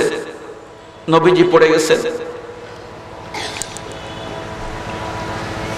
এই অবস্থায় আমির হামজার স্ত্রী একজন নারী পয়গম্বরকে ডাকছেন, ও ভাতিজা মুহাম্মদ, আসো আমার ঘরে আসো, রক্তগুলি মুছে দিব, কাপড় চুপড়গুলি ধুয়ে দিব। তোমার মা না থাকলে কি হবে, তোমার আব্বা না থাকলে কি হবে, আমি তোমাকে মায়ের মতো পালবো, আমি তোমার চাচি। আমির হামজার স্ত্রী, আয় বাবা, কোলে চলে আয়, ঘরের ভিতরে সুন্দর বিছানার ব্যবস্থা করে দিব, রুমের ব্যবস্থা করে দিব, সুন্দর খাদ্য খাওয়ার তোর জন্য ব্যবস্থা করব, চলে আয়। নবীজির কোনো সারা শব্দ নাই, আহত নবীজি পড়ে আছেন। এইদিকে আমির হামজার একটা নেশা ছিল, পাখি শিকার করা, এটা ছিল তার অভ্যাস। তীর ধনুক নিয়ে পাহাড়ে চলে গেছেন পাখি শিকার করার জন্য। পাখি শিকার করে দুপুর বেলা উত্তপ্ত রোদ বেয়ে তারপরে ঘরে এসেছেন, কিছু ঠান্ডা পানি পান করবেন, তারপরে ক্ষুধা নিবারণ করার জন্য কিছু খাদ্য বিবির কাছে তালাশ করবেন। কিন্তু দেখা যায় আমির হামজা ঘরে ঢোকার পর স্ত্রীর কাছে বলছে, স্ত্রী পিপাসায় কাতর হয়ে গেছি, একটু পানি দাও, একটু কলজাটা অন্তরটা ঠান্ডা করি, একটু খানা দাও, ক্ষুধাটা নিবারণ করি। স্ত্রী এই কথা শোনার পর কোনো উত্তর না দিয়া চোখের পানি ছেড়ে কাঁদছে, কেঁদে কেঁদে বলছে, প্রাণের স্বামীরে, তোমার জন্য কোনো খাদ্য আনবো না, ঠান্ডা পানিও আনবো না, কারণ তুমি এবং তোমরা মুহাম্মাদের ব্যাপারে ভুলে গেছো। তোমাদেরকে জানা নাই মুহাম্মাদের চাচা আবু তালিব দুনিয়া থেকে চলে গেছে, এখন মুহাম্মাদের আর ভালো করে কেউ খবর নেই না। বিবি খাদিজাও মরে গেছে, সান্ত্বনা দেওয়ার মতো মুহাম্মাদের কাছে আর কেউ নেই। কিন্তু তুমি আমির হামজা তীর ধনুক নিয়া পাখি শিকারে লিপ্ত আছো, ব্যস্ত আছো, আর এই সুযোগে কাফের আবু জেহেল মূর্তি পূজক তোমার ভাতিজার মাথাটা ফাটিয়ে দিয়েছে। ওই দেখো রক্ত বের হয়ে বিমকি দিয়ে সাফা মারওয়া পাহাড়ের দুই পাহাড়ের মাঝখানে তোমার ভাতিজা পড়ে আছে। কি খবর, তুমি কি মুহাম্মাদের খবর নিবা না? আমির হামজারে লাত মানাতের শপথ, তখনও তিনি মুসলমান হন নাই, লাত মানাত উজ্জার শপথ করে বলছি, মুহাম্মাদের রক্তের প্রতিশোধ না নিয়ে যদি ঘরে প্রবেশ করো, ঠান্ডা পানি আর খাদ্য তো দূরের কথা, ওয়াদা করলাম আজ থেকে তোমাকে স্বামী হিসাবে পরিচয় দেব না। একজন মহিলা নবীর প্রতি এই প্রেম ভালোবাসা মায়ের মতো ভূমিকা পালন করে স্বামীকে বলছেন, রক্তের প্রতিশোধ নিয়ে ঘরে ঢুকবে, আর না হয় আমার ঘরে ঢুকবে না। আমির হামজা জিদে রাগান্বিত হয়ে স্ত্রীকে জিজ্ঞাসা করছে, প্রাণের স্ত্রী, বাস্তবে কি আমার ভাতিজার কপালে আঘাত করা হয়েছে? লক্ষ্য করে দেখো। আমির হামজা বলছে, ওরা তো বুঝতে পারে নাই মুহাম্মাদের বাবা আব্দুল্লাহ দুনিয়াতে নাই, চাচা আবু তালেব দুনিয়ার থেকে চলে গেছে, ওরা মনে করেছে, কিন্তু মুহাম্মাদের আসল বাবা আমির হামজা জমিনে আছে, এই খবর তাদের জানা না। তীর ধনুক নিয়ে পঙ্গপাল বীর পুরুষের মতো ময়দানে নেমে গেল। এইদিকে আবু জেহেল নবীজির মাথা ফাটিয়ে দিয়ে খুশিতে আত্মহারা, হারাম শরীফের পাশে গিয়া আল্লাহর ঘরের পাশে দাঁড়াইয়া কুরাইশদেরকে বক্তব্য দিচ্ছে, মুহাম্মদকে শেষ করে দিয়েছি, খুশি হও। লোকেরা বলল, খুশি হলাম, কিন্তু আমার আল্লাহ বলছে তোরা খুশি হয়েছিস, কিন্তু আমি আল্লাহ খুশি হই নাই। আমার আরশে আজিম পর্যন্ত এই দুঃখে কাঁদতেছে। আমার ভাইয়ের আমির হামজা বীর পুরুষের মতো তীর ধনুক নিয়ে আবু জাহেলের মাথার উপরে তীর আর ধনুক ধরে বলছে, রে আবু জাহেল, একটা কদম এদিক ওদিক আগাবার ক্ষমতা তোর নাই, জবাব দে। এত মহামানব, এত সুন্দর যার চেহারা, চন্দ্র সূর্য যেখানে ফেল হয়ে যায়, এত সুন্দর মহামানব আমার ভাতিজা মুহাম্মদের চেহারার উপরে কেন আঘাত করেছিস, জবাব দে। আবু জেহেল বলছে, সে আমাদের লাত মানাত উজ্জাগুলিকে গালি দিয়েছিল, সেই জন্য তার উপর আঘাত করেছি। আমির হামজা বলছেন, লাত মানাত আর উজ্জাগুলাকে গালি আমার বাতিজা জীবনে কোনোদিন দেয় নাই, আমার বাতিজা গালি জানে না। সুবহানাল্লাহ। আমার বাতিজা কোনোদিন জীবনে মূর্তিকে গালি দেয় নাই, লাত মানাতকে গালি দেয় নাই। এই দীর্ঘদিনে মক্কার কোন মানুষ আমার ভাতিজার ব্যাপারে অভিযোগ দিতে পারবে না যে মুহাম্মদ জীবনে কোন জিনিসকে গালি দিয়েছে, মন্দ বলেছে। আবু জেহেল রে, আমার ভাতিজা যদি এই জন্য মার খায়া থাকে তোর হাতে, তাহলে আমি আর ওই মূর্তি পূজা, বাপ দাদার ধর্মের পূজা করতে চাই না। আমার ভাতিজার রক্তের প্রতিশোধ নেওয়ার জন্য প্রথমে আমি কালেমা পড়ে মুসলমান হয়ে গেলাম।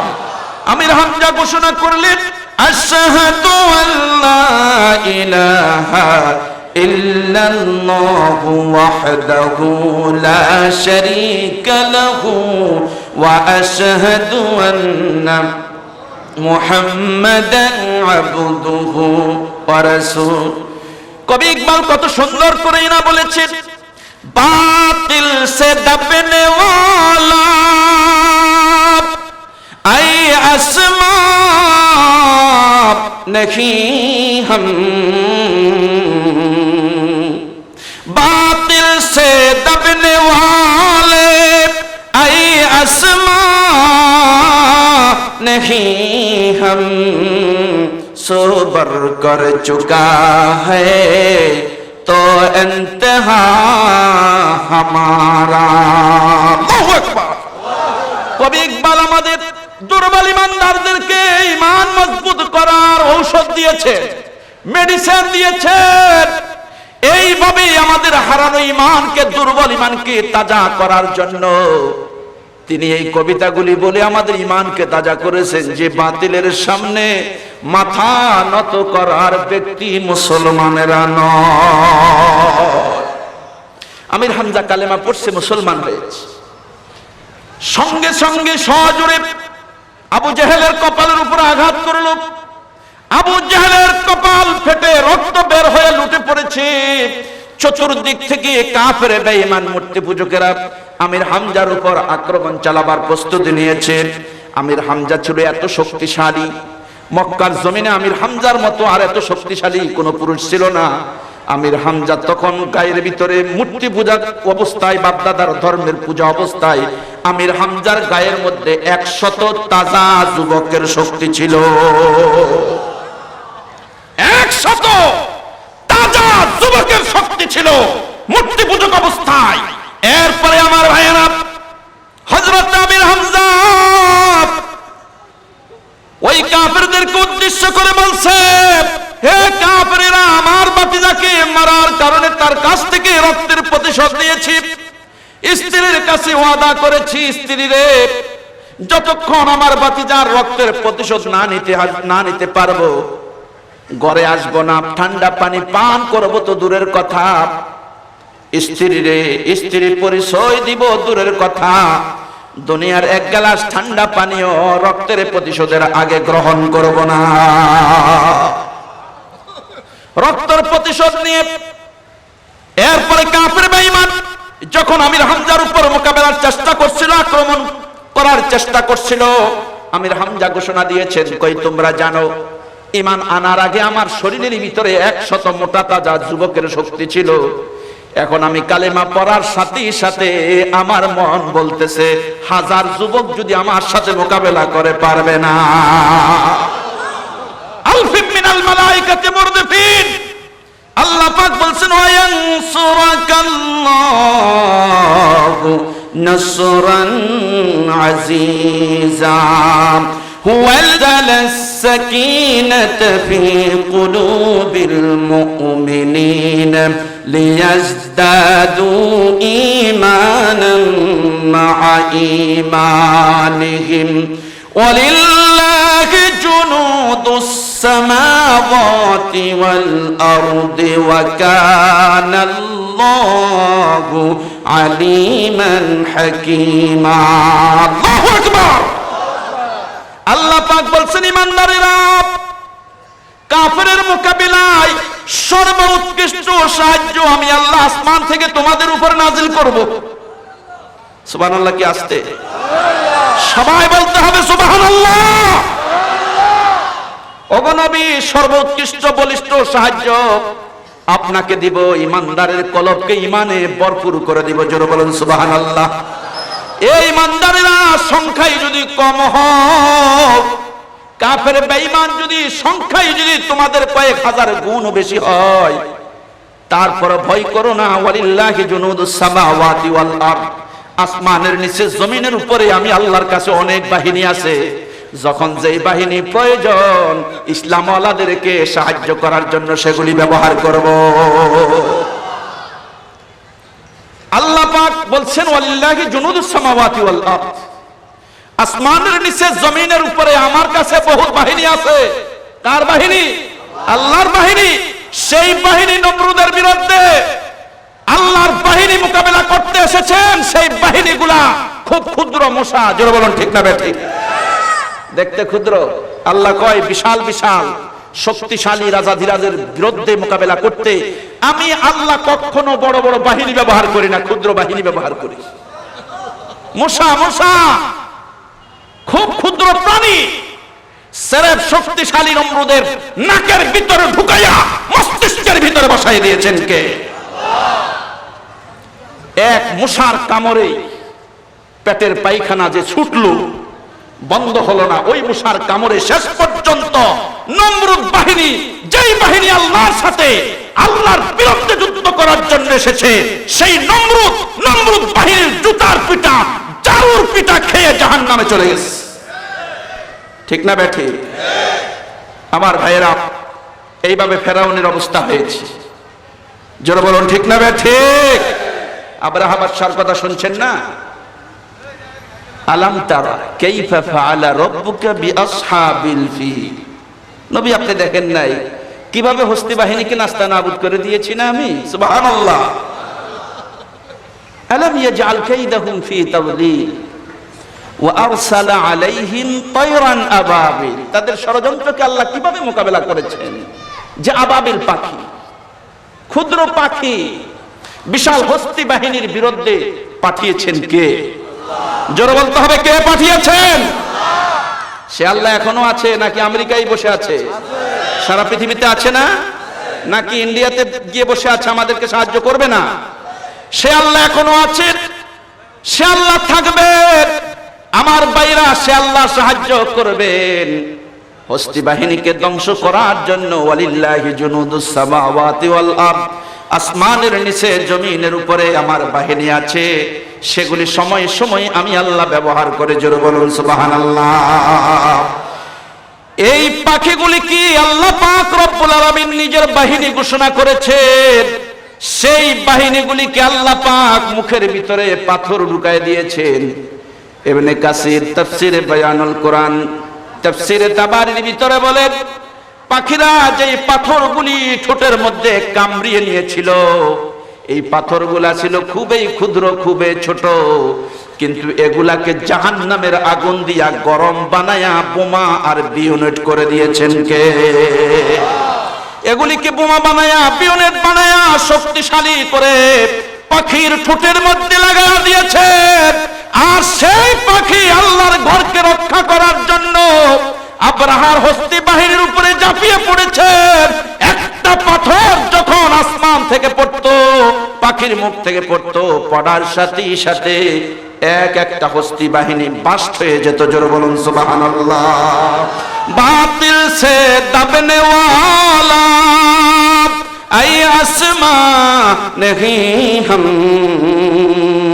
सबर कर चुका है तो इंतहा हमारा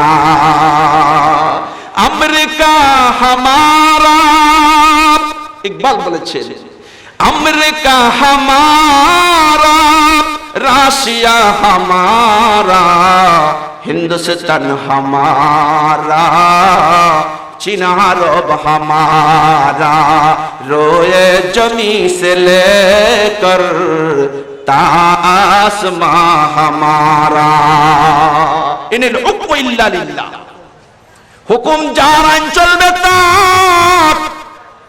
আমার ভাইয়েরা কষ্ট হচ্ছে আপনাদের? ওয়ালিল্লাহি জুনুদুস সামাওয়াতি ওয়াল আরদ, আল্লাহ পাক বলেন আসমানের নিচে জমিনের উপরে আমার কাছে বাহিনী আছে, সেই বাহিনীগুলি আমি সময় সময় ব্যবহার করি।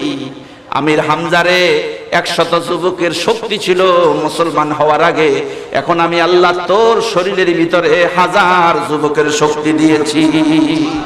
আমির হামজা মোকাবেলা করার জন্য জীবন যুদ্ধে শত শত কাফেরের মোকাবেলায় তিনি যখন সামনে এগিয়ে গেলেন, কাফের বেঈমানরা মোকাবেলা করবে তো দূরের কথা, যার যার জান মাল ইজ্জত নিয়ে কাবার আশপাশ ছেড়ে পালিয়ে গিয়েছেন। জোরে বলুন সুবহানাল্লাহ।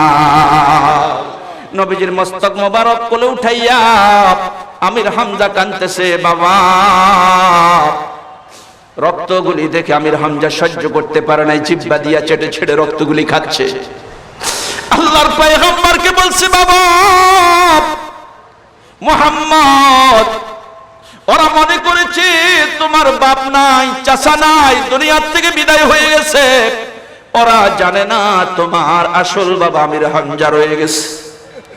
মুহাম্মদের ও আমার বাতিজা, ও আমার বাতিজা, তুমি খুশি হও, তোমার রক্তের প্রতিশোধ নিয়ে এসেছি। আবু জেহেলের কপাল ফাটিয়ে দিয়েছি, রক্ত বের করে দিয়ে তোমার রক্তের প্রতিশোধ নিয়েছি। মস্তকের উপরে উঠাইয়া আল্লাহর পয়গম্বরকে ডাকছেন। আল্লাহর পয়গম্বর বলছেন, চাচারে কার রক্তের প্রতিশোধ নিয়েছো? আমি মুহাম্মদ রক্তের প্রতিশোধের নীতি বিশ্বাস করি না, প্রতিশোধের নীতি পছন্দ করি না। মার খাবো তবে প্রতিশোধ নিব না। সুবহানাল্লাহ। ওয়া ইন্নাকা লাআলা খুলুকিন আযীম। নবী হে, আপনি পুত পবিত্র চরিত্রের উপর প্রতিষ্ঠিত, এই ঘোষণা কে দিয়েছে? মুসলমান ভাইরা আমার, বিশ্বনবী সাইয়্যিদুল মুরসালিন মুহাম্মদ আরবি সাল্লাল্লাহু আলাইহি সাল্লাম যখন বললেন, চাচা রক্তের প্রতিশোধের কথা বলে তোমার ভাতিজাকে খুশি করাইতে পারবে না। আমির হামজা বললেন, আমার ভাতিজা মুহাম্মদ, তাহলে কি হইলে তুমি খুশি হবা? তোমাকে খুশি করার জন্য আমি আমির হামজা জীবন দিতে রাজি আছি। ভাতিজা আমার কি বলবে আমাকে বলো, আমি তোমার জন্য জীবন দিব। কই চাচা, জীবন দেওয়া লাগবে না, তোমার ভাতিজাকে যদি খুশি করতে হয়, যেই জন্য তোমার ভাতিজার রক্ত পড়েছে, কপাল ফেটেছে, তুমি চাচা সেই রক্তের প্রতিশোধ না নিয়া যদি ভাতিজার হাতে মুসলমান হয়ে কালেমা পড়ে ইসলামের ছায়াতলে চলে আসো, তাহলে তোমার ভাতিজা মুহাম্মদের রক্তের প্রতিশোধ হয়ে যাবে, খুশি হয়ে যাবে। জোরে বলুন সুবহানাল্লাহ। আমির হামজা বললেন, ভাতিজা তোমাকে, তোমার এই জায়গায় আসার আগে আবু জেহেলের কাছ থেকে রক্তের প্রতিশোধ নেওয়ার জন্য গিয়েছিলাম, সেইখানে তাদের সামনে আল্লাহর ঘরেরকে সাক্ষী রেখে কালেমা পড়ে মুসলমান হয়েছি। আবার তোমাকে খুশি করার জন্য কালেমা পড়তেছি, লা ইলাহা ইল্লাল্লাহু মুহাম্মাদুর রাসূলুল্লাহ, লা ইলাহা ইল্লাল্লাহ, মুহাব্বতে লা ইলাহা ইল্লাল্লাহ,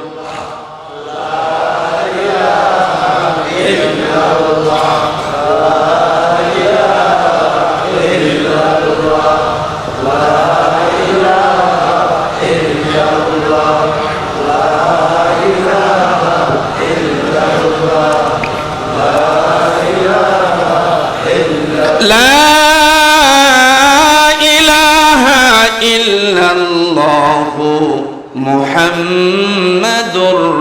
রাসূলুল্লাহ সাল্লাল্লাহু আলাইহি ওয়াসাল্লাম। এটা ছিল মক্কি জিন্দেগীর কষ্ট। এই কষ্ট আল্লাহর পয়গম্বর করছেন, মানুষকে আঘাত করেন নাই, আঘাত শরীরের মধ্যে নিয়েছেন, সবর করেছেন, ধৈর্য ধারণ করেছেন। 13 বছর পর্যন্ত মার খেয়েছেন, শেষ পর্যন্ত মক্কার চতুর্পার্শ্বে বিশ্বনবী যখন রুমের ভিতরে রাতে শুয়েছিলেন, কাফের বেঈমানরা কি করেছে, যে মুহাম্মদকে হত্যা করতে হবে, তলোয়ার নিয়ে দাঁড়িয়ে গেছে। আমার ভাইরা,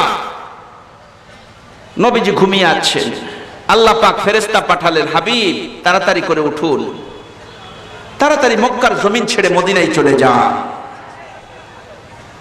আল্লাহর পয়গম্বর হযরত আলীকে বললেন, আলী আমি চললাম। ইয়া রাসূলুল্লাহ কোথায় যাবেন?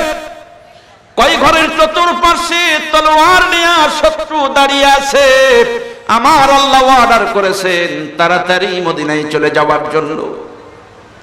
হযরত আলী বলেন, হুজুর আল্লাহ যদি অর্ডার করে তাহলে তো আমি বাধা দিতে পারবো না, কিন্তু আল্লাহ অর্ডার যদি না করতেন, আপনি যদি ইচ্ছা মতে যেতেন, আমি আলী আপনাকে যেতে দিতাম না।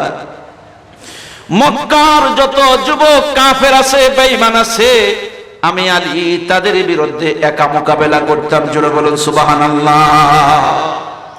সংক্ষেপ করে ফেলি আমার ভাইয়েরা, খুব কাছাকাছি সময় চলে আসছে। আমি আল্লাহর পয়গম্বরের দ্বিতীয় পর্ব, জীবনের দ্বিতীয় পর্ব আলোচনা করেছি। এই আলোচনাও লম্বা, তৃতীয় পর্ব আরো লম্বা, কারণ হায়াতের জিন্দেগির 23 বছর তার সোজা কথা না, সংক্ষেপে বলতে হলেও তো অনেক সময় বলা লাগবে। কারণ মহাসমুদ্র, যেই সমুদ্রের মধ্যে সাঁতার কাটতে নামলে অবগাহন করা ছাড়া কুল কিনারা পাওয়া যায় না। জোরে বলুন ঠিক না বেঠি? মহাসমুদ্র নবীজির জীবনী। জোরে বলুন ঠিক না বেঠি? আমার ভাইয়েরা, বিশ্ব নবী হযরত আলী রাদিয়াল্লাহু তাআলা আনহুকে রুমের ভিতরে শোয়াইয়া বের হচ্ছিলেন। হযরত আলী বলছেন, হুজুর আপনার চাদরখানা যদি গায়ে দিয়ে ঘুমিয়ে থাকি, সকালবেলা আপনার চাদর মনে করে বলবে যে চাদরের নিচে আপনি আছেন, চাদরটা উঠাবে না, উপর দিয়া তলোয়ার দিয়া কেটে ফেলে দিবে। তারপরও আমার মনের ভিতরে সান্ত্বনা থাকবে, কোনো দুঃখ থাকবে না, যে আমার জীবনের বিনিময়ে আল্লাহর পয়গম্বর জীবিত আছে। জোরে বলুন সুবহানাল্লাহ। আল্লাহ পাক বললেন, হাবিব তাড়াতাড়ি বের হন, আজকে আপনার মক্কা থেকে মদিনায় হিজরত করার সুবিধার্থে আজ আমি গোটা রাত্রটাকে অন্ধকার চেপে দিয়েছি। রাতকে অন্ধকার বানালেন কে? চাঁদকে দেন, সূর্যকে দেন। আল্লাহ বলেন, অন্যান্য দিনের তুলনায় আজকে রাত্রকে বেশি অন্ধকার চাপিয়ে দিয়েছি, যাতে করে আপনি যাওয়ার টাইমে কেউ যেন টের না পায়। জোরে বলুন সুবহানাল্লাহ। নবীজি বের হচ্ছেন, অন্ধকার এত বেশি তারা বলতে পারবে না সামনে কে আছে না আছে, দেখতে পাচ্ছে না। চতুর্দিক ঘিরে ফেললো আল্লাহর পয়গম্বরের। রুম থেকে কে বের হলো?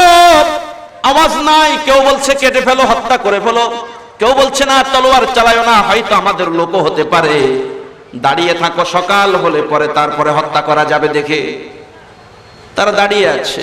আল্লাহ পাক অর্ডার দিলেন, হাবিব এক মুষ্টি বালু নিক্ষেপ করে দেন, এক মুষ্টি বালু নিক্ষেপ করে দেন। শাহাতিল ওয়াজুহ মা রামাইতা ইদ রামাইতা ওয়ালাকিন্নাল্লাহা রামা। বালু হাতের মধ্যে নিয়েছেন আর মেরে দিয়েছেন।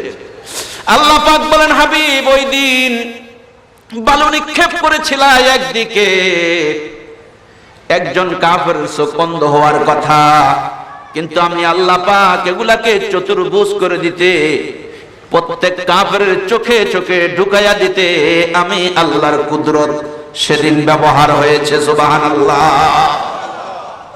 একদিকে লাগাই নাই, সব চোখে লাগাই দিয়েছে, এরা অন্ধ হয়ে গেছে।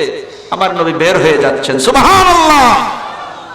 সংক্ষেপে বলে শেষ করছি আমার ভাইয়েরা, 13 বছর নির্যাতনের স্টিম রোলার বিশ্ব নবীর উপর, সাহাবে কেরামের উপর, এই 13 বছরে বিশ্বনবী মুহাম্মদ সাল্লাল্লাহু আলাইহি ওয়াসাল্লামের উপর জিহাদের কোনো আয়াত নাজিল হয় নাই। যোগ মুহাম্মদ আপনাকে মারতে আসলে আপনিও মারবেন, এরকম কোন আয়াত নাজিল হয় নাই। বিশ্বনবী মুহাম্মদ সাল্লাল্লাহু আলাইহি ওয়াসাল্লাম এবার হিজরত করে যখন মদিনায় গেলেন, হিজরত করে যখন মদিনায় গেলেন, এখানে অনেক ঘটনা। বিশ্বনবী মদিনায় যাওয়ার পর মদিনার সাহাবে কেরাম, আনসার, আমার ভাইরা, সাহাবীরা, মহিলারা, পুরুষেরা বিশ্বনবীকে এত আদর করে যত্ন করে আলিঙ্গন করে নিলেন। আল্লাহু আকবার। মদিনার ছোট্ট ছোট্ট বাচ্চারা পর্যন্ত পয়গম্বরকে পেয়ে খুশি হয়ে গেছে।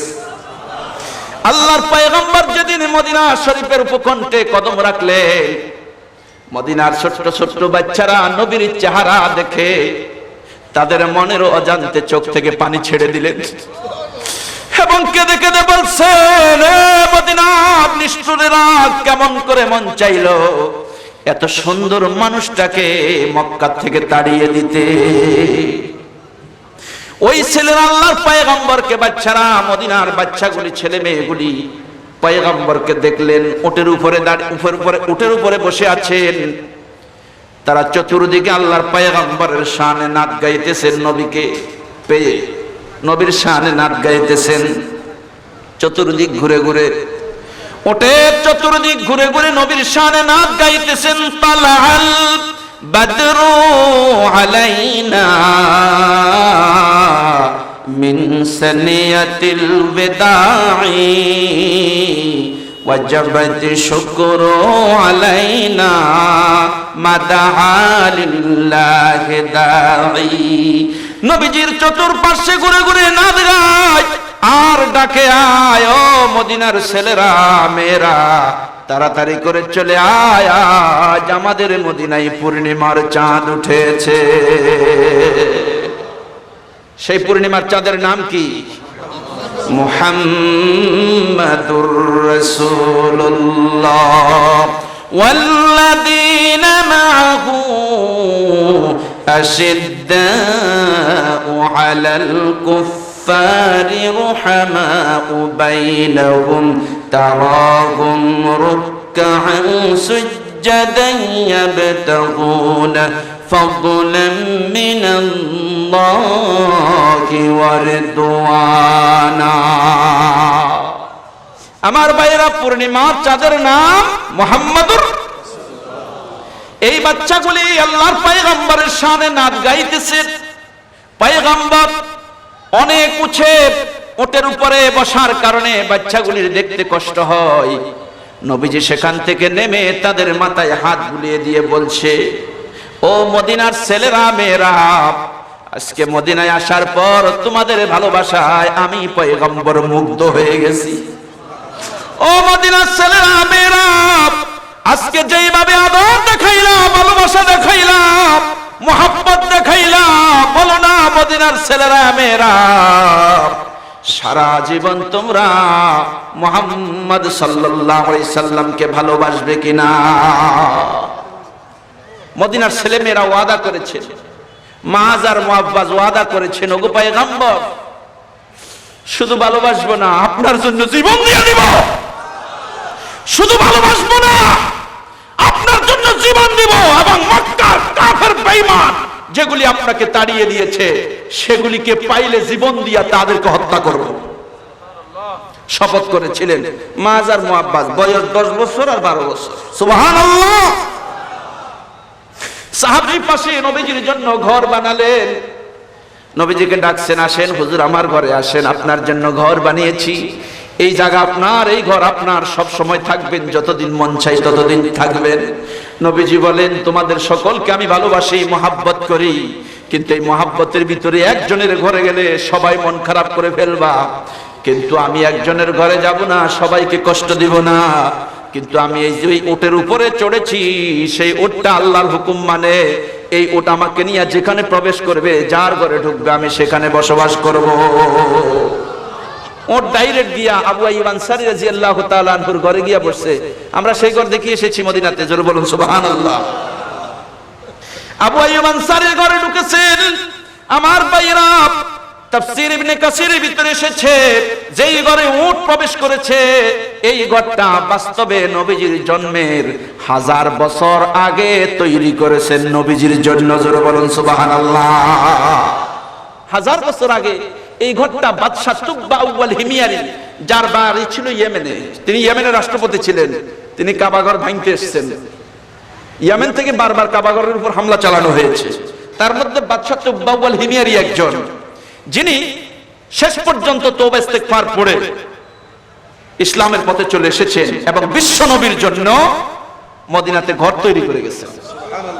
দোতলা বিল্ডিং, সুবহানাল্লাহ।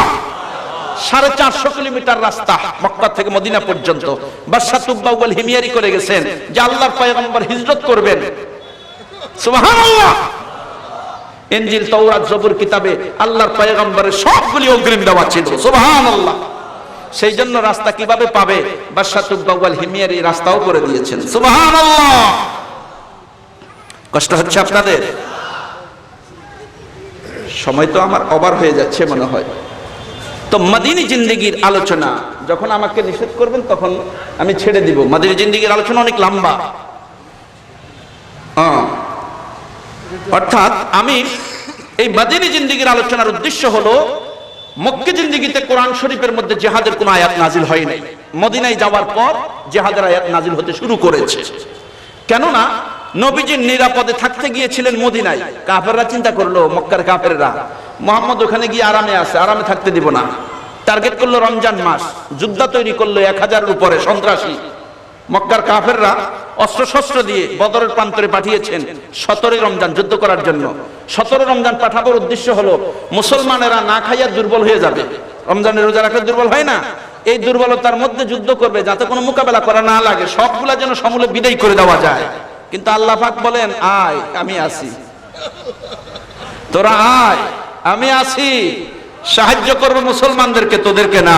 জোরে বলেন সুবহানাল্লাহ। এতদিন মোহাম্মদ মায়ের বহুত খেয়েছে, এখন মায়ের দেওয়ার টাইম হয়েছে, আয়। সুবহানাল্লাহ, সুবহানাল্লাহ। এই জিহাদের আয়াত নাজিল হতে শুরু করলো, কাফেররা মায়ের খাওয়ার জন্য সেখানে গিয়েছে। বিশ্ব নবীকে আল্লাহ পাক বলছেন, হাবিব মায়ের তো বহুত খেয়েছেন, এখন মোকাবেলা করতে হবে, আপনি তো মায়ের দিতে যান নাই, ওরা মায়ের দিতে আসতেছে, আপনাকে মায়ের দিলে আপনি এইভাবে করবেন, তার মানে ফিরাবেন। কি করবেন? ফিরাবেন। আল্লাহর নবীর জীবদ্দশায় 10 বছরে 600-এর উপরে জিহাদের আয়াত নাজিল হয়েছে। কোরআন শরীফে এতগুলি নামাজের আয়াত নাই, নামাজ সম্পর্কে আয়াত একেবারে সামান্য 82, রোজা সম্পর্কে আরো কম, হজ, যাকাত, ইসলামের মূল বিধান সম্পর্কে আয়াতের সংখ্যা 150-এর চাইতে কম। কিন্তু জিহাদ, যেটাকে সন্ত্রাসের সাথে তুলনা করা হয়, সেই সম্পর্কে আল্লাহ পাক 600-এর উপরে আয়াত নাজিল করেছেন। বিশ্বনবীর জীবদ্দশায় 104টা জিহাদ হয়েছে। কয়টা? 10 বছরে 104টা লড়াই জিহাদ হয়েছে। 27টা যুদ্ধের সেনাপতি নবীজি নিজে ছিলেন। প্রত্যেকটা যুদ্ধ বা জিহাদ ছিল আত্মরক্ষামূলক, কোন যুদ্ধ মুসলমানেরা আক্রমণমূলক করে নাই। তার মানে খামাখা বোমা মেরে দেয় নাই, খামাখা আক্রমণ করে নাই, আক্রান্ত হয়েছে, মোকাবেলা করেছে। জোরে বলুন সুবহানাল্লাহ। আল্লাহ কয়, নবী এতদিন মোকাবেলা করেন নাই, মাইর খাইলে হাত মালিশ করে দিয়েছেন, আর কত মাইর খাইবেন, এখন মোকাবেলার জন্য প্রস্তুত হন। নবীজি কোন, আল্লাহ আমার সাহাবীরা সাধারণ সহজ সরল, যুদ্ধ জানে না, লড়াই জানে না, খানা নাই, দানা নাই, অস্ত্র নাই, শস্ত্র নাই, কিভাবে লড়াই করবে? আল্লাহ পাক বলেন, ওয়ায়ানসুরাকাল্লাহ নাসরান আজিজা, আসমান থেকে বলিষ্ঠ সাহায্য পাঠাবো আমি আল্লাহ ওয়াদা করেছি। জোরে বলুন সুবহানাল্লাহ। আমার ভাইরা, ইনশাআল্লাহ পরবর্তী আলোচনা আমার ভাই প্রধান বক্তা, ইনশাআল্লাহ উনিও খুব ভালো আলোচনা করে, খুব সুন্দর চমৎকার আলোচনা করে। বর্তমান সময়ের ইয়ং জেনারেশনদের মধ্যে উনি একজন। জোরে বলুন আলহামদুলিল্লাহ। আমি পছন্দ করি ওনাকে, আলহামদুলিল্লাহ। অনেক ভালো বয়ান রাখেন, আপনারা প্রাণ ভরে সেখান থেকে ইনশাআল্লাহ তাআলা এই তিনার কাছ থেকে, আজহারি সাহেবের কাছ থেকে, সাদিকুর রহমান আল আজহারির কাছ থেকে বয়ান শুনবেন। তার উপস্থাপনা অনেক সুন্দর, আলহামদুলিল্লাহ বলেন। পরিশেষে আমার সময়কে আমি শেষ করে দেওয়ার আগে আমি আপনাদেরকে বলতে চাই, ফেনসিডিল, তারপরে গাঁজা, বাংলা মদ, ইয়াবা, ট্যাবলেট যুব সমাজকে এমন ভাবে ধ্বংসের দিকে নিয়ে যাচ্ছে। ও যুব সমাজ, ও যুব সমাজ, নিজেকে নিজে ধ্বংস করো না, ক্ষতিগ্রস্ত করো না।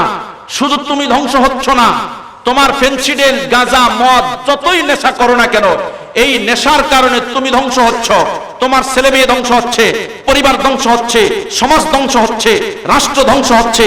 আল্লাহ পাক এই সব ধ্বংসাত্মক মাদক ব্যবসা থেকে, বাণিজ্য থেকে, খাওয়া থেকে, তৈরি থেকে, প্রজনন প্রণয়ন থেকে আল্লাহ পাক সম্পূর্ণরূপে আমাদেরকে মুক্ত করে দিন। জোরে বলুন আমিন। ওয়াদা করতে পারবেন যে এর সাথে আমরা কোনোদিন সম্পর্ক রাখবো না? হাত তুলে দেখান। আল্লাহ কবুল করুন। জোরে বলুন আমিন। আল্লাহ হ্যাকো বনানী কলেজ মাঠে তোমার তৌহিদি জনতা ওয়াদা করেছে মাদকের সাথে সম্পর্ক রাখবে না, জুয়ার সাথে সম্পর্ক রাখবে না, গাজার সাথে, হিরোইনের সাথে সম্পর্ক রাখবে না। আল্লাহ হাতগুলি কবুল করে। জোরে বলুন আমিন। আল্লাহ মানুষগুলিকে কবুল করে। জোরে বলুন আমিন। প্রত্যেক গ্রামে মহল্লায় হাত নামান, আপনারা চেষ্টা করবেন এগুলির বিরুদ্ধে প্রতিরোধ করে গড়ে তোলা। জোরে বলুন ঠিক না ব্যাঠি? গোয়েন্দা আছে, পুলিশ আছে, পাশে বিজিবি ক্যাম্প আছে, খবর দিয়া দিবেন। মাদক ব্যবসায়ী পাইলে ধরে তারপরে হাতে সুপর্দ করবেন। গুপ্তচরের মতো খবর দিয়া দিবেন। এরা সমাজের সবচেয়ে বড় বোঝা। জোরে বলুন ঠিক না ব্যাঠি? সরকার শপথ করেছে, সরকার নিয়ত করেছে এদেরকে পেলে গুলি দিয়ে মেরে ফেলার। জোরে বলুন ঠিক না ব্যাঠি? আমরাও চাই এরা যদি সংশোধন না হয় এদেরকে লিস্টি করে, এদেরকে গুলি করে, ফায়ার করে দুনিয়া থেকে বিদায় করে দেওয়া দরকার। সমাজকে রক্ষা করা দরকার। জোরে বলুন ঠিক না ব্যাঠি? আল্লাহ পাক আমাদের সকলকে আমল করার তৌফিক দান করুন। আমিন। ওয়া আখির দাওয়ানা আনিল হামদুলিল্লাহি রাব্বিল আলামিন। আসসালামু আলাইকুম ওয়া রাহমাতুল্লাহ।